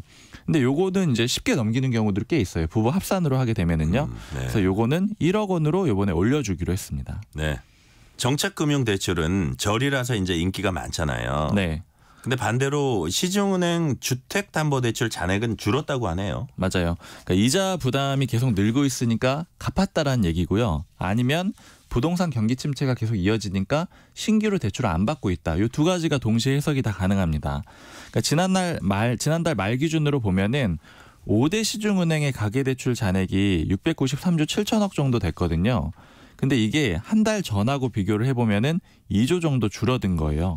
그러니까 이렇게 가계대출이 줄어든 거는 작년 4월 이후에 11개월 만입니다. 그러니까 결국 이제 가계대출이 대부분 차지하는 건 다들 이제 뭐 집 살 때 그 대출 받는 그 주택담보대출이잖아요. 네. 이게 한 1조 원 정도 줄었거든요. 한 달 사이에요. 그러니까 결국 이런 것들은 이제 아까 말씀드린 대로 집을 새로 잘 사지 않고 그다음에 이자 부담이 되다 보니까 이건 좀 갚아야 되겠다. 이런 흐름들이 반영이 된 걸로 보입니다. 기본적으로 이제 빚이 줄어드는 건 좋은 일인데 그런데 대출 규모가 줄어들지만 은행 연체율은 또 오르고 있죠. 맞아요. 이제 연체라는 건 결국 빚을 제대로 못 갚고 있다라는 그런 의미가 되는 거잖아요. 네네. 그래서 좀 우려스러운 수치인데 그 금융감독원 집계를 보니까요. 1월 말에 이제 대출 연체율이 0.45%였습니다. 이게 작년 같은 기간에 비교해 보면 0.14%포인트 오른 거니까 굉장히 많이 오른 거고요. 또 1월 말 연체율로만 놓고 보면은 2019년 이후에 가장 높은 수준이에요. 그러니까 결국 금리가 높아졌었잖아요, 최근에. 네네. 그러다 보니까 상환하는데 어려움을 겪고 있다는 의미도 되고 또 그다음에 이제 그 경제 상황이 좋지 않다. 그러니까 수입이 많지 않다. 이런 의미로도 해석이 되기 때문에 또 걱정스러운 지표 중에 하나가 될 수가 있습니다. 네. 지금 말씀을 들어보니까 이제 금리가 오르면서 당연히 이자 부담이 이제 늘어났다는 거잖아요. 네. 근데 지난해 월세 부담보다 이자 부담이 더 높았다 이런 얘기가 나오던데 무슨 얘기인가요? 네, 일단 통계청 그 기준을 보니까 가구당 월 평균 이자 비용, 그러니까 이자 때문에 내는 돈이 13만 원으로 집계가 됐습니다. 작년 네. 평균이에요. 근데 이게 2022년, 그러니까 재작년이죠. 그때는 98,700원이었거든요. 그러면 1년 사이에 98,700원에서 13만 원으로 올랐으니까 굉장히 많이 올랐습니다. 퍼센트로 보면은 31.7%가 올랐기 때문에 폭증했다라고 볼 수가 있고요. 많이 올랐군요. 네. 그리고 통계가 나오기 시작한 게 2019년부터인데 그 이후에 가장 큰 상승폭을 기록을 했다라는 거예요. 그러니까 결국 이제 이렇게 이자 비용이 늘었다라는 거는 금리가 올랐다라는 측면도 있고요. 그다음에 이제 일부는 부채가 늘었기 때문에 작년 기준으로는 그런 측면 이렇게 이자 비용이 늘어난 그런 결과도 있는 겁니다. 그리고 이자 비용하고 비교를 해봐야 되는 게 거주 주거비인데요. 네네. 주거비라는 거는 대표적으로는 월세를 볼 수가 있어요. 그러니까 가구가 주거를 위해서 실제로 지불한 돈을 얘기를 하는데 이 주거비는 11만 3천 원이었거든요. 그러니까 이자 비용으로 내는 돈이 주거비로 내는 돈보다 많아졌다라는 그런 의미가 되는 겁니다. 근데 다만 주거비가 줄어든 건 아니에요. 그러니까 주거비도 올랐는데 이자 비용이 더 많이 올라서 이자 비용이 더 높아진 건데 주거비도 보니까 2022년하고 비교를 하면은 8.6%가 올랐거든요. 그러니까 요즘에 이제 전세가 귀해졌어요. 그리고 전세 사기 여파로 이제 월세 찾는 사람들도 많아져가지고 월세 전환도 많아졌거든요. 그래서 이제 가구들이 월세로 돈도 많이 내고 있는데 그럼에도 불구하고 이자 비용은 더 많이 내고 있다. 이렇게 요약을 해볼 수가 있습니다. 네, 오늘은 여기까지 듣겠습니다. 박순봉 기자였습니다. 감사합니다. 감사합니다. 전종철의 전격시사 2부 순서 마치고 3부가 이어집니다.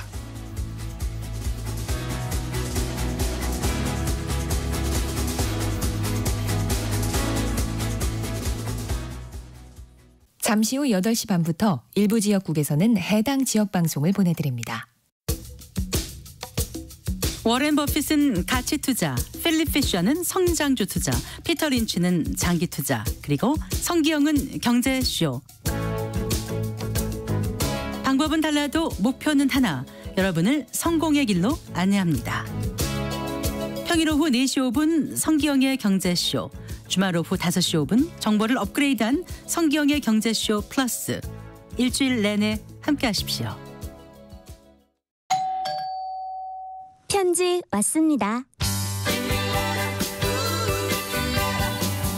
퇴근길 지친 당신에게 힘이 되는 뉴스를 전해드립니다. 매일 저녁 당신과 함께 읽는 세상 이야기. KBS 1라디오 뉴스레터 K. 지금 시각은 8시 30분입니다. KBS.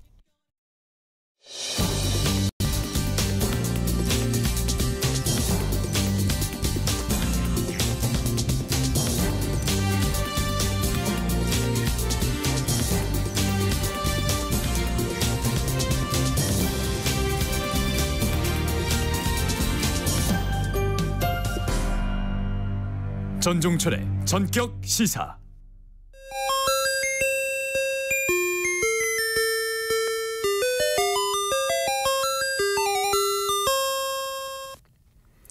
오늘과 내일 이틀간 총선 사전투표가 진행됩니다. 우리나라에서 사전투표의 역사는 10여 년 정도에 불과하지만 사전투표 비중이 갈수록 커지면서 주요 정당들이 사전투표를 적극 독려하고 있습니다. 오늘 정치공부 코너의 키워드는 바로 사전투표입니다. 이종훈 정치평론가 나오셨습니다. 평론가님 안녕하세요. 네, 안녕하세요. 자, 많은 분들이 이제 이미 알고 계시겠지만 우선 사전투표가 뭔지 간단히 그 개념 정리부터 좀 해주세요. 네. 예전에 그 부재자 투표라는 게 있었잖아요. 네네. 그래서 투표 당일날 내가 좀 어디 출장을 가야 된다고. 또 이제 군장병들 같은 경우는 그렇죠. 집을 떠나 있고 또 원양어선 선원이라든가 이제 이런 사람들 같은 경우에 부재자 신고를 하게 되면 이제 투표용지하고 봉투를 이제 보내주죠. 그래서 네네. 기표를 내서 우편으로 보내면 이제 그거를 접수를 해서 이제 나중에 합산하는 그런 제도가 있었는데 그걸 이제 개선한 제도라고 이제 보시면 됩니다. 그래서 뭐 출장 중에 전국 어디에서라도 이제 투표가 가능하게 이제 이렇게 이제 한 거죠. 장병들도 이제 군부대 이제 인근에 있는 투표소 같은 데 가서 그냥 할 수도 있고요. 뭐 이제 그런 식으로 이제 제도를 좀 열어놓은 이제 그런 거다 이렇게 보시면 되고 그래서 이제 선거 당일날 투표가 어렵다 할 때 이제 과거와 달리 부재자 신고 이런 거 하지 않고 그냥 그 자기 증명서만 들고 사전투표소 어디든 가면 이제 투표용지를 출력을 받아서 거기서 이제 투표를 할 수 있도록 이렇게 이제 된 거고요. 이게 가능하려면 사실은 이제 전산망이 잘 돼 있어야. 그럼요. 이런 기술 발전하고도 좀 상관이 있습니다. 그래서 전국 사전투표소가 통신망으로 다 지금 연결이 돼 있죠. 그래서 선거인 명부를 이제 하나로 통합 관리 이제 하고 있는 거고요. 투표용지 발급기도 이제 여기서 자동적으로 설치가 돼가지고 어디에서나 그 각 투표하는 사람들이 자기 지역구에 투표용지를 이제 발급받아서 기표를 할 수 있도록 그렇게 이제 개선을 한 그런 제도다. 이렇게 보시면 될 것 같습니다. 네, 그러니까 결국 지금 말씀하신 게 사전투표 도입하게 된 배경 취지가 이제 옛날에 부재자 투표를 더 개량한 그 그렇습니다. 어떤 유권자들 편의성을 높인 데다가 거기에는 역시 어떤 전산망의 구축이 수반됐다. 이렇게 봐야 되겠네요. 네, 그렇습니다. 네네. 자, 그렇다면 사전투표를 위해서 필요한 준비물 있을 거예요. 그리고 사전투표는 어디서 어떻게 하게 되는지 뭐 아까 일부 말씀하셨지만 다시 한번 좀 설명을 해 주세요. 예, 일단 뭐 본인을 이제 증명할 수 있는 증명서가 필수적으로 이제 필요하겠죠. 기본적으로 이제 주민등록증 아니면 이제 여권이나 이제 운전면허증, 공무원증이라든가 전자증명서, 국가기술 자격증, 또 자격증도 되네요. 각급 학교 학생증 이런 게 이제 다 됩니다. 어찌 됐건 관공서 또는 이제 그 관공서에 준하는 공공기관에서 이제 발급한 그런 이제 증명서면 되고요. 당연히 이제 사진이 붙어 있어야 되고 이제 본인 확인이 가능해야 되는 거죠. 네. 그런데 이게 이미지 파일은 사용을 못 합니다. 예를 들어 주민등록증을 화면 캡처를 해가지고 가져간다. 그거는 인정받지 못한다 하는 거 알고 계시는 게 좋을 것 같고요. 또 이제 기표 잘못하거나 투표용지 훼손하면 투표용지 다시 받을 수가 없습니다. 이게 뭐 출력이 되니까 또 출력 받으면 되지 이렇게 쉽게 생각하실 수 있는데 그렇지 않다라고 하는 그러니까 해서는 안 되는 행동을 지금 말씀하시는 거예요. 그리고 이 사전투표소 내에서 이제 투표 인증샷 촬영해서는 안 된다는 것도 알고 계시는 게 좋을 것 같고요. 그건 아니죠, 안. 네, 바깥에서 찍는 거는 또 뭐 일부 허용되는 게 있더라고요. 네, 그렇습니다.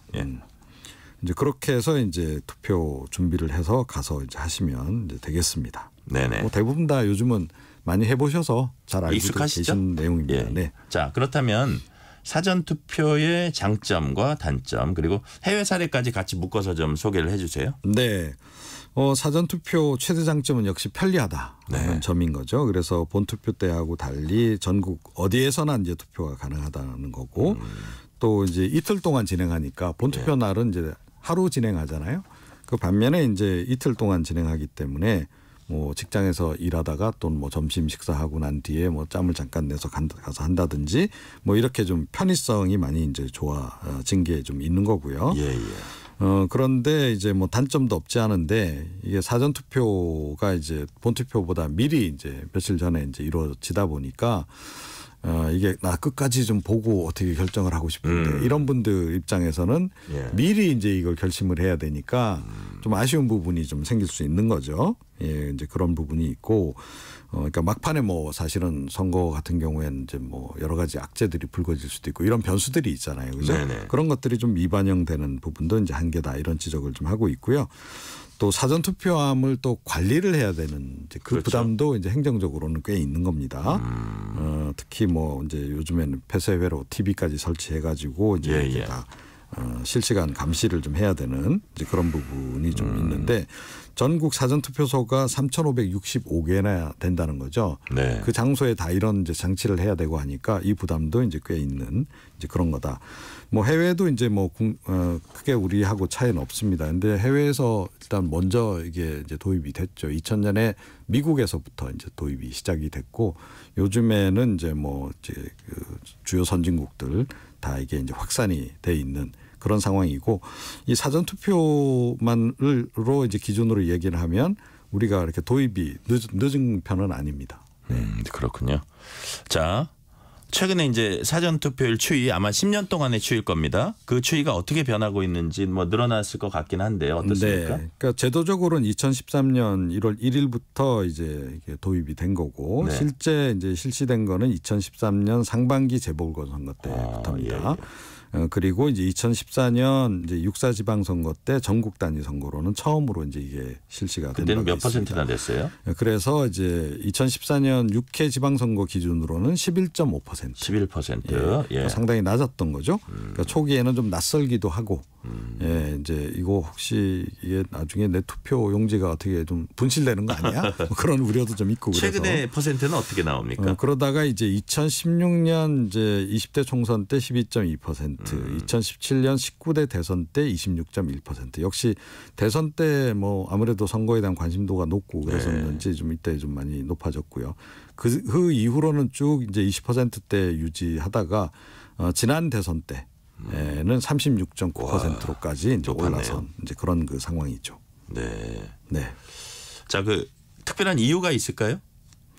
그러니까 아무래도 이제 투표하고 놀러 가려는 거 아닌가요? 이제 그런 것도 있죠. 예. 그러니까 이건 이제 평일날 어찌됐건 이제 진행이 되죠. 뭐 토요일도 이제 같이 이제 하긴 합니다만 이제 금요일날 이제 한다는 거죠. 그러면 금요일날 뭐 이제 업무 시간 중에 가기는 어렵겠지만 뭐 출장하러 왔다 갔다 하는 과정이라든가 또는 뭐 이제 점심 식사 전후라든가 뭐 이런 때 이제 가서 할 수가 있는 겁니다. 그래서 그렇게 하고 나면 이제 투표 날은 법정 공휴일이니까. 그러니까요. 예, 또 이 4월달 날씨도 좋지 않습니까? 그러니까 사전 투표하고 그냥 편하게 그날은 가족과 함께 놀고. 시간을 보내겠다. 이런 분들이 이제 많이 이제 증가를 한 거죠. 그래서 처음엔 낯설기도 하고 그래서 이제 이용률이 떨어졌던 거고 이제는 이제 많이 이제 이게 정착이 돼 있는 이제 그런 그 상황입니다. 그리고 초기에 이제 불법 선거 우려 이제 이런 게 있다고 제가 말씀드렸었는데 이 사전 투표함 관리에 대해서도 이제 중앙선관위가 굉장히 더 신경을 많이 쓰고 해서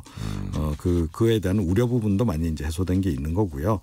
그리고 이제 과거에는 본투표 때 이런저런 이유 때문에 이제 뭐 예를 들어 가족 행사가 있다든지 그래서 참석하기 어려우면 그냥 투표를 포기하고 마는 이제 이런 경우도 꽤 있었는데 그 사실은 이제 그러고 나면 좀 흔히 하는 얘기로 좀 마음이 좀 찝찝하잖아요. 그렇죠. 그래도 내가 국민으로서 주권 행사해야 되는데 근데 이제 사전투표 제도가 딱 있으니까 그럼 마음 편히 사전투표하고 그날 가족 행사 가도 되고 이제 이런 거죠. 그래서 뭐 많이 이제 확산이 된 거고 제가 보건대는 이번 그 총선 때는 지난 총선 때보다 확실히 뭐 투표 참여율이 높아지지 않을까 이렇게 지금 생각을 합니다. 자기네가 하루를 오롯이 가지려는 거 플러스 꼭 투표는 해야겠다 이런 심리도 그렇죠. 이제 있는 것 같고요. 네, 그렇습니다. 자, 사전 투표율이 높으면 야당이 유리하다. 이런 얘기가 이제 일반적으로 있었잖아요. 근데 실제로 지금도 그런지 유불리를 장담할 수 없는지 어떻게 보세요? 뭐 야당이라기보다는 이제 진보 성향의 정당. 예. 이제 유리하다. 그렇죠. 그러니까 지금 현재 이제 지금의 야당이죠. 예. 민주당 같은 경우에 더 유리하다. 뭐 이건데요. 이게 아무래도 이제 청년층들이 투표 충성도가 낮은 편이잖아요. 고령층들은 열심히 투표 뭐 비가 오나 눈이 오나 가시지만 청년층들은 뭐 흔히 하는 얘기로 날 좋으면 놀러 가느라고 투표를 안 한다. 과거에 이제 그렇게 이제 있었습니다. 그래서 그런 나름의 일종의 가설 같은 게 있었던 거죠. 그래서 사전 투표 전체 투표율이 높아지면 이제 청년층이 참여가 많아진다는 얘기고 그건 결국은 이제 진보 계열의 정당에게 유리하다. 뭐 이제 이런 이제 가설이 이제 존재했던 건데 그런데 이게 사실은 좀 많이 깨진 상태 봐야 됩니다. 일단은 청년층이 과거처럼 그렇게 진보적이진 않다 하는 점이 하나 있고요. 그 다음에 이제 요즘에는 이제 그 좀 고령층들도 사전 선거 운동, 사전 투표 많이 이용하고 있고 이제 하다는 거예요. 그래서 사전 투표율이 높으면 뭐 이제 뭐 야당에 유리하다. 또 전체 투표율이 높으면 야당에 유리하다. 이 가설들이 좀 많이 깨진 상태. 반드시 그렇지는 않을 수 있다 이런 말씀이시죠? 특히 이제 지난 대선 때 사전 투표율이 굉장히 이제 높았잖아요. 조금 전에 말씀드렸듯이 이제 그러다 보니까 그 이제 사전 투표 끝나고 난 직후에 민주당 쪽에서 굉장히 반색을 했었어요. 이제 역시 청년층이 투표장에 많이 나온 거기 때문에 우리한테 유리할 거다. 근데 그게 다 우리 표는 아니었다. 결과는 이제 그 반대였지 않습니까? 그러니까요. 이제 그렇습니다. 자, 이번에도 좀 끝까지 주시해야겠네요. 최근 발표된 22대 총선 재외선거 최종 투표율 62.8% 역대 최고 나왔습니다. 9만 3천 명이 투표한 것으로 발표가 됐는데 재외 국민 투표가 총선에 미칠 영향 미미한가요? 약간 있나요? 이게 이제 지역에 따라 이제 차이가 있는 거죠. 결국 이제 지역구별로 이제 이 표들이 이제 나눠져서 이제 그 합산이 이제 되는 거 아니겠습니까? 그런데 수도권 같은 경우에 이제 박빙지 경우에는 몇백 표 차로 왔다 갔다 하거든요. 당내. 이제 그런 곳 경우에는 이제 일정 부분 영향을 미칠 수가 이제 있는 이제 그런 그 상황인데요. 그런데 사실은 이제 뭐 투표율로 62.8% 이렇게 이제 선관위가 발표하긴 했는데 이거는 등록한 유권자 가운데서 62.8%가 투표했다는 얘기지 전체 제외 그 유권자 가운데 62.8%가 저도 깜짝 놀랐어요. 그 이야기는 아닙니다. 네. 자, 최근 사전 투표소에 카메라를 설치해 적발된 사례 있었습니다. 왜 이런 일이 벌어져요? 이게 이제 불법 선거 의혹하고 이제 관련이 있는 건데요. 주로 이제 이 보수 유튜버들 중심으로 해서 이 사전 투표함이 제대로 관리가 안 되고 있다. 그러면서 이제 불법 선거 의혹을 꾸준하게 많이 제기를 해 왔습니다. 사실은 이것 때문에 이제 보수 유권자들도 상당히 영향을 많이 받기도 했고 이제 그런 상황인데 이번에 이제 한 40여 곳에서 이제 이 카메라가 발견이 된 거 아니겠습니까? 그래서 그 설치한 이제 유튜버가 이제 지금 경찰 수사를 받고 있기도 한데 이 사람 같은 경우에는 이미 지난 대선 때도 사실은 이제 설치를 했다는 거예요. 이제 적발이 안 됐던 거고 지난해 이제 강서구청장 보궐선거 때도 마찬가지. 그렇게 했던 거로 이제 좀 확인이 지금 된 그런 그 상황입니다. 네. 선관위도 보안 조치 강화했다고요? 네, 뭐 대표적으로 이제 CCTV 감시를 이제 강화를 좀 했습니다. 그리고 이 CCTV 화면을 일단 공개를 하기로 했어요. 그래서 이게 이제 과거하고 달라진 점이고 24시간 감시가 이루어지고 시도 선관위 청사에 설치된 대형 모니터를 통해서 이 투표함 보관 상태를 24시간 이제 볼 수 있도록 이렇게 지금 이제 한 거고요. 또 중복 투표 우려를 해소하는 차원에서 이제 선거인 신분증 이미지 이거를 선거일 후 30일까지 연장해서 보관하기로 했고요. 그다음에 투표용지 일련 번호 표기하는 방식도 QR코드에서 바코드로 이렇게 바꾸는 그런 그와 더불어서 투표용지 호송 부분도 이제 기존에는 사전투표소에서 우체국까지만 경찰이 호송을 했었는데 이번에는 전 구간에서 이제 호송을 이제 하는 네. 이런 식으로 많이 이제 보안 조치를 강화를 했습니다. 네, 오늘 여기까지 듣겠습니다. 이종훈 정치평론가였습니다. 감사합니다. 네. 지금 시각 8시 44분입니다. 이 시각 출근길 교통정보입니다. 인천 지역에서 서울로 오는 길이 많이 불편해졌습니다. 바로 사고 때문인데요. 신월 여의 지하도로 여의도 방향입니다. 지하도로 입구 1차로에서 추돌 사고를 처리하고 있습니다. 이 때문에 경인고속도로 서울 쪽의 정체가 더 심해졌습니다. 부천에서 신월 쪽으로 25분 정도 필요하겠고요. 이전 서인천에서 부평 쪽으로도 속도가 떨어집니다. 반대 인천 쪽도 보니까요. 여기는 부천 부근에서 승용차 관련 사고가 발생했습니다. 4차로가 막혀 있고요. 1km가량 여파를 받고 있습니다. 더 가서는 인천 요금소에서 서인천 쪽으로 천천히 가고 있습니다. 제2경인고속도로 성남 방향 안현 분기점에서 일찍 분기점 쪽으로 더디게 이동하고 있습니다. KBS 교통정보센터에서 이현입니다.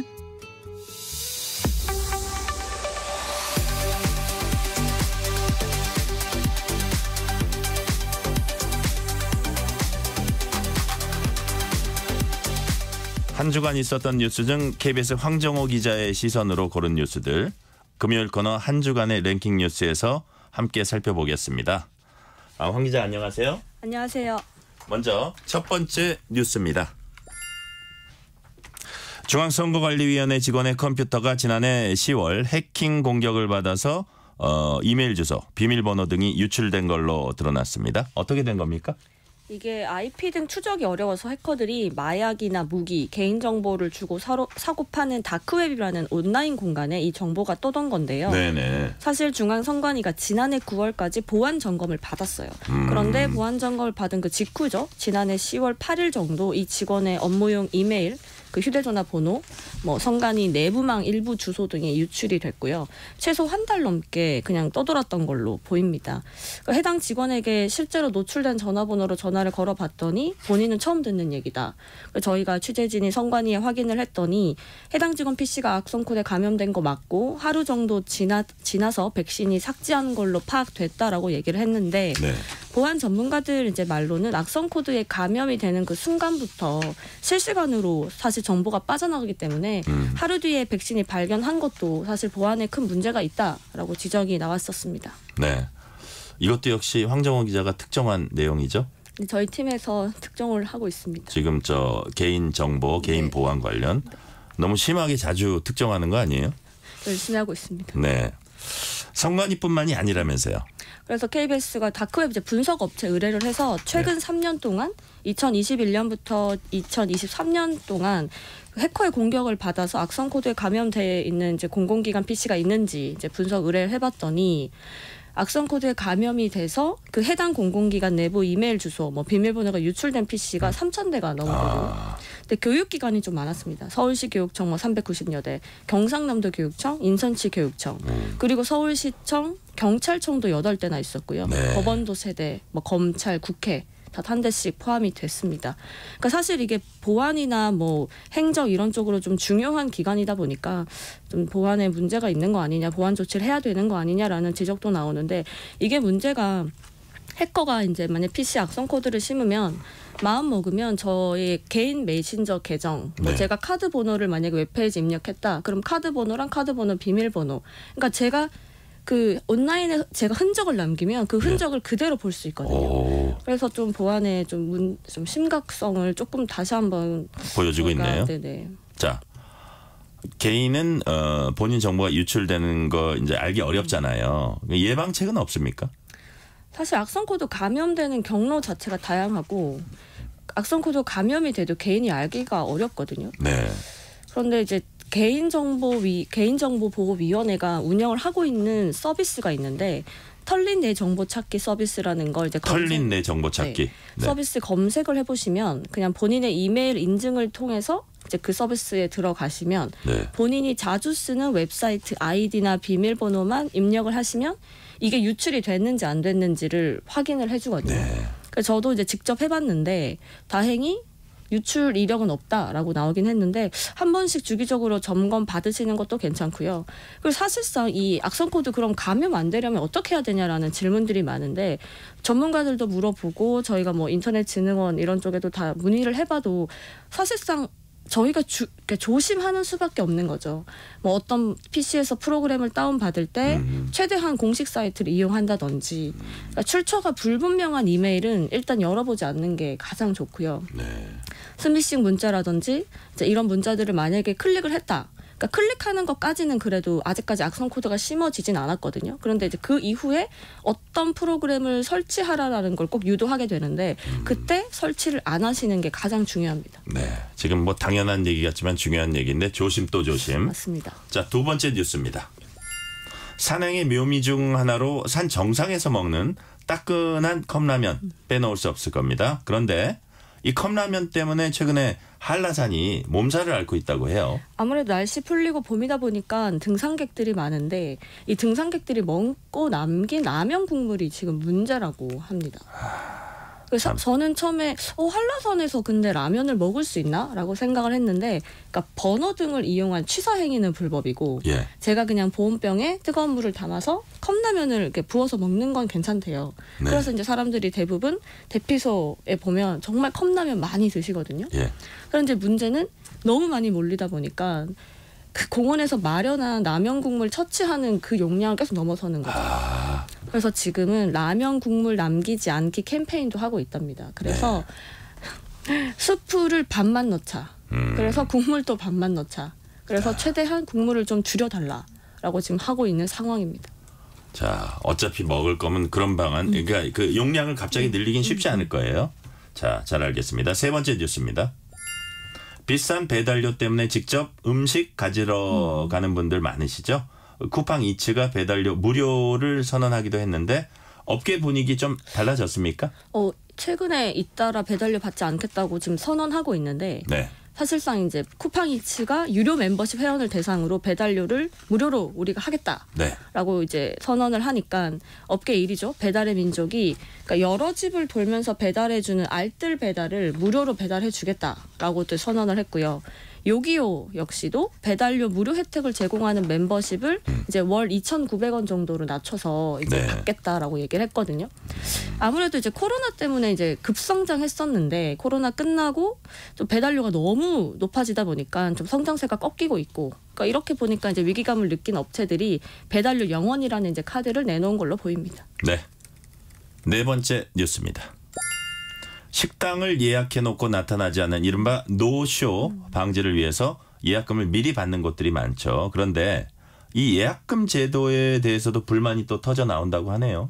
한 소셜 미디어에 올라온 영상이 좀 화제가 됐는데 이제 한 식당 이제 사장님께서 한 20명이 예약을 해서 이미 뭐 세팅도 다 해놓고 기다리고 있는데 결국 연락도 없이 오지 않았다. 너무 화가 난다라고 이제 그런 글을 올리셨는데 이제 여기에 그렇지 이런 노쇼 피해도 많지만 예약금 문제도 좀 너무 불합리한 게 많다라는 글들이 많았거든요. 그러니까 실제로 오마카세 같은 경우에는 수십만 원 하잖아요. 근데 이 금액을 예약금으로 다 내야 수십만 원이에요? 저는 안 먹어봐서 잘 모르겠는데. 그렇다고 합니다.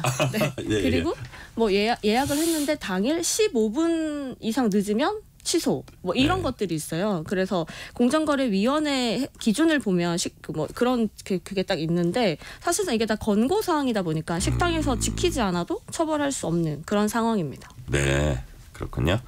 다섯 번째 뉴스입니다. 예비군 훈련에 참가한 학생들에게 대학이 불이익을 주지 못하도록 정부가 처음 조사에 나선다고 하네요.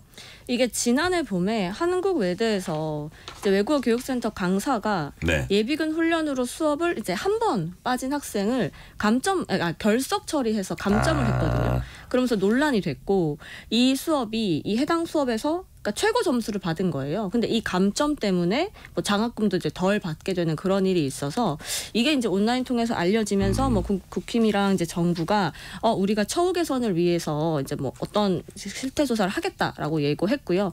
이에 따라서 이게 진행이 되는데 이달 22일 그리고 오는 9월 두 차례 전국 한 12개 대학 대상으로 일단 실태 조사를 진행한다고 합니다. 네, 여섯 번째 뉴스입니다. 봄철 맞아 여기저기서 축제가 열리고 있는데요. 바가지 요금 문제는 끊이지 않고 있습니다. 여의도 벚꽃 축제에서도 이런 불만이 나왔어요. 이것도 이제 한 온라인 커뮤니티에 올라온 사진 때문에 이제 논란이 된 건데 이제 그 이용자분께서 벚꽃 축제에서 내가 이런 걸 구매했는데 이게 10,000원이라니라는 네. 제목으로 올리신 건데 사진을 보면 이제 플라스틱 용기에 밥과 고기, 뭐 단무지 이런 것들이 담겨 있는데 저도 사진을 봤는데 사실 성인 한 명이 먹기에는 좀 적어 보이긴 좀 다소 빈약해 보였거든요. 네. 그런데 이게 10,000원이다. 이럴 수가 있냐라고 얘기를 했고 실제로 영등포 문화재단이 이제 해당 민원에서 주의 조치하겠다. 지속적으로 점검하겠다라고 이제 밝힌 상황입니다. 네. 마지막으로 7번째 뉴스입니다. 지난해 성탄절 당일에 아파트에서 불이 나서 딸을 안고 탈출하다가 숨진 아버지 소식이 있었어요. 아주 가슴이 아팠는데요. 그런데 아파트 입주민이 담배 피다가 큰 불로 번졌다. 이렇게 밝혀졌죠. 네, 짧게 그냥 말씀드리면 이제 성탄절 당일 새벽에 그 서울 도봉구의 23층 아파트에서 불이 났고 그래서 주민 2분이 숨지셨고 30명이 다친 진짜 큰 사고였거든요. 네네. 경찰 조사 결과 이제 입주민의 집에서 라이터 담배꽁초가 발견됐고 불이 담배꽁초에 시작됐다. 네. 그런데 참 조사해 보니까 이 입주민분이 관리사무소에서 원래 실내 흡연하지 말라고 이제 자주 방송하잖아요. 그렇죠. 그런데 그 방송에도 수시로 담배를 이제 피워 오셨고 화재 당일에도 그러니까 7시간 정도 그 뭐 어떤 바둑 영상을 보면서 계속 담배를 피시면서 불씨를 끄지 않고 나가셨던 거예요, 외출을. 그러면서 이게 큰 불이 이제 번진 건데 그래서 참 온라인에서도 좀 이런 거는 정말 좀 처벌을 좀 크게 해야 되는 거 아니냐라는 반응들이 많았습니다. 아파트에서 담배 피시는 분들 가슴에 손 얹고 좀 생각을 해야겠네요. 오늘 한 주간의 랭킹 뉴스 황정호 기자였습니다. 감사합니다. 감사합니다.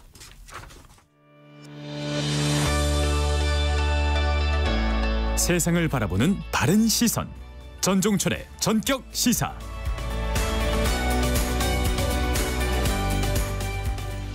(22대) 국회의원 총선거 사전투표가 오늘 시작됐습니다. 본투표까지는 닷새가 남았지만 이번 선거 사전투표율이 매우 높을 것으로 전망되면서 5일, 6일, 10일 사흘간의 투표가 사실상 시작된 셈입니다. 누가 가장 유능하고 깨끗한 지역 일꾼인지 또 누가 내 가족의 삶과 미래를 가장 잘 챙길 수 있을지를 신중히 판단하셔서 소중한 권리 꼭 행사하시기 바랍니다. 4월 5일 금요일 전종철의 전격시사 여기서 마칩니다. 저는 월요일에 다시 찾아뵙겠습니다. 감사합니다.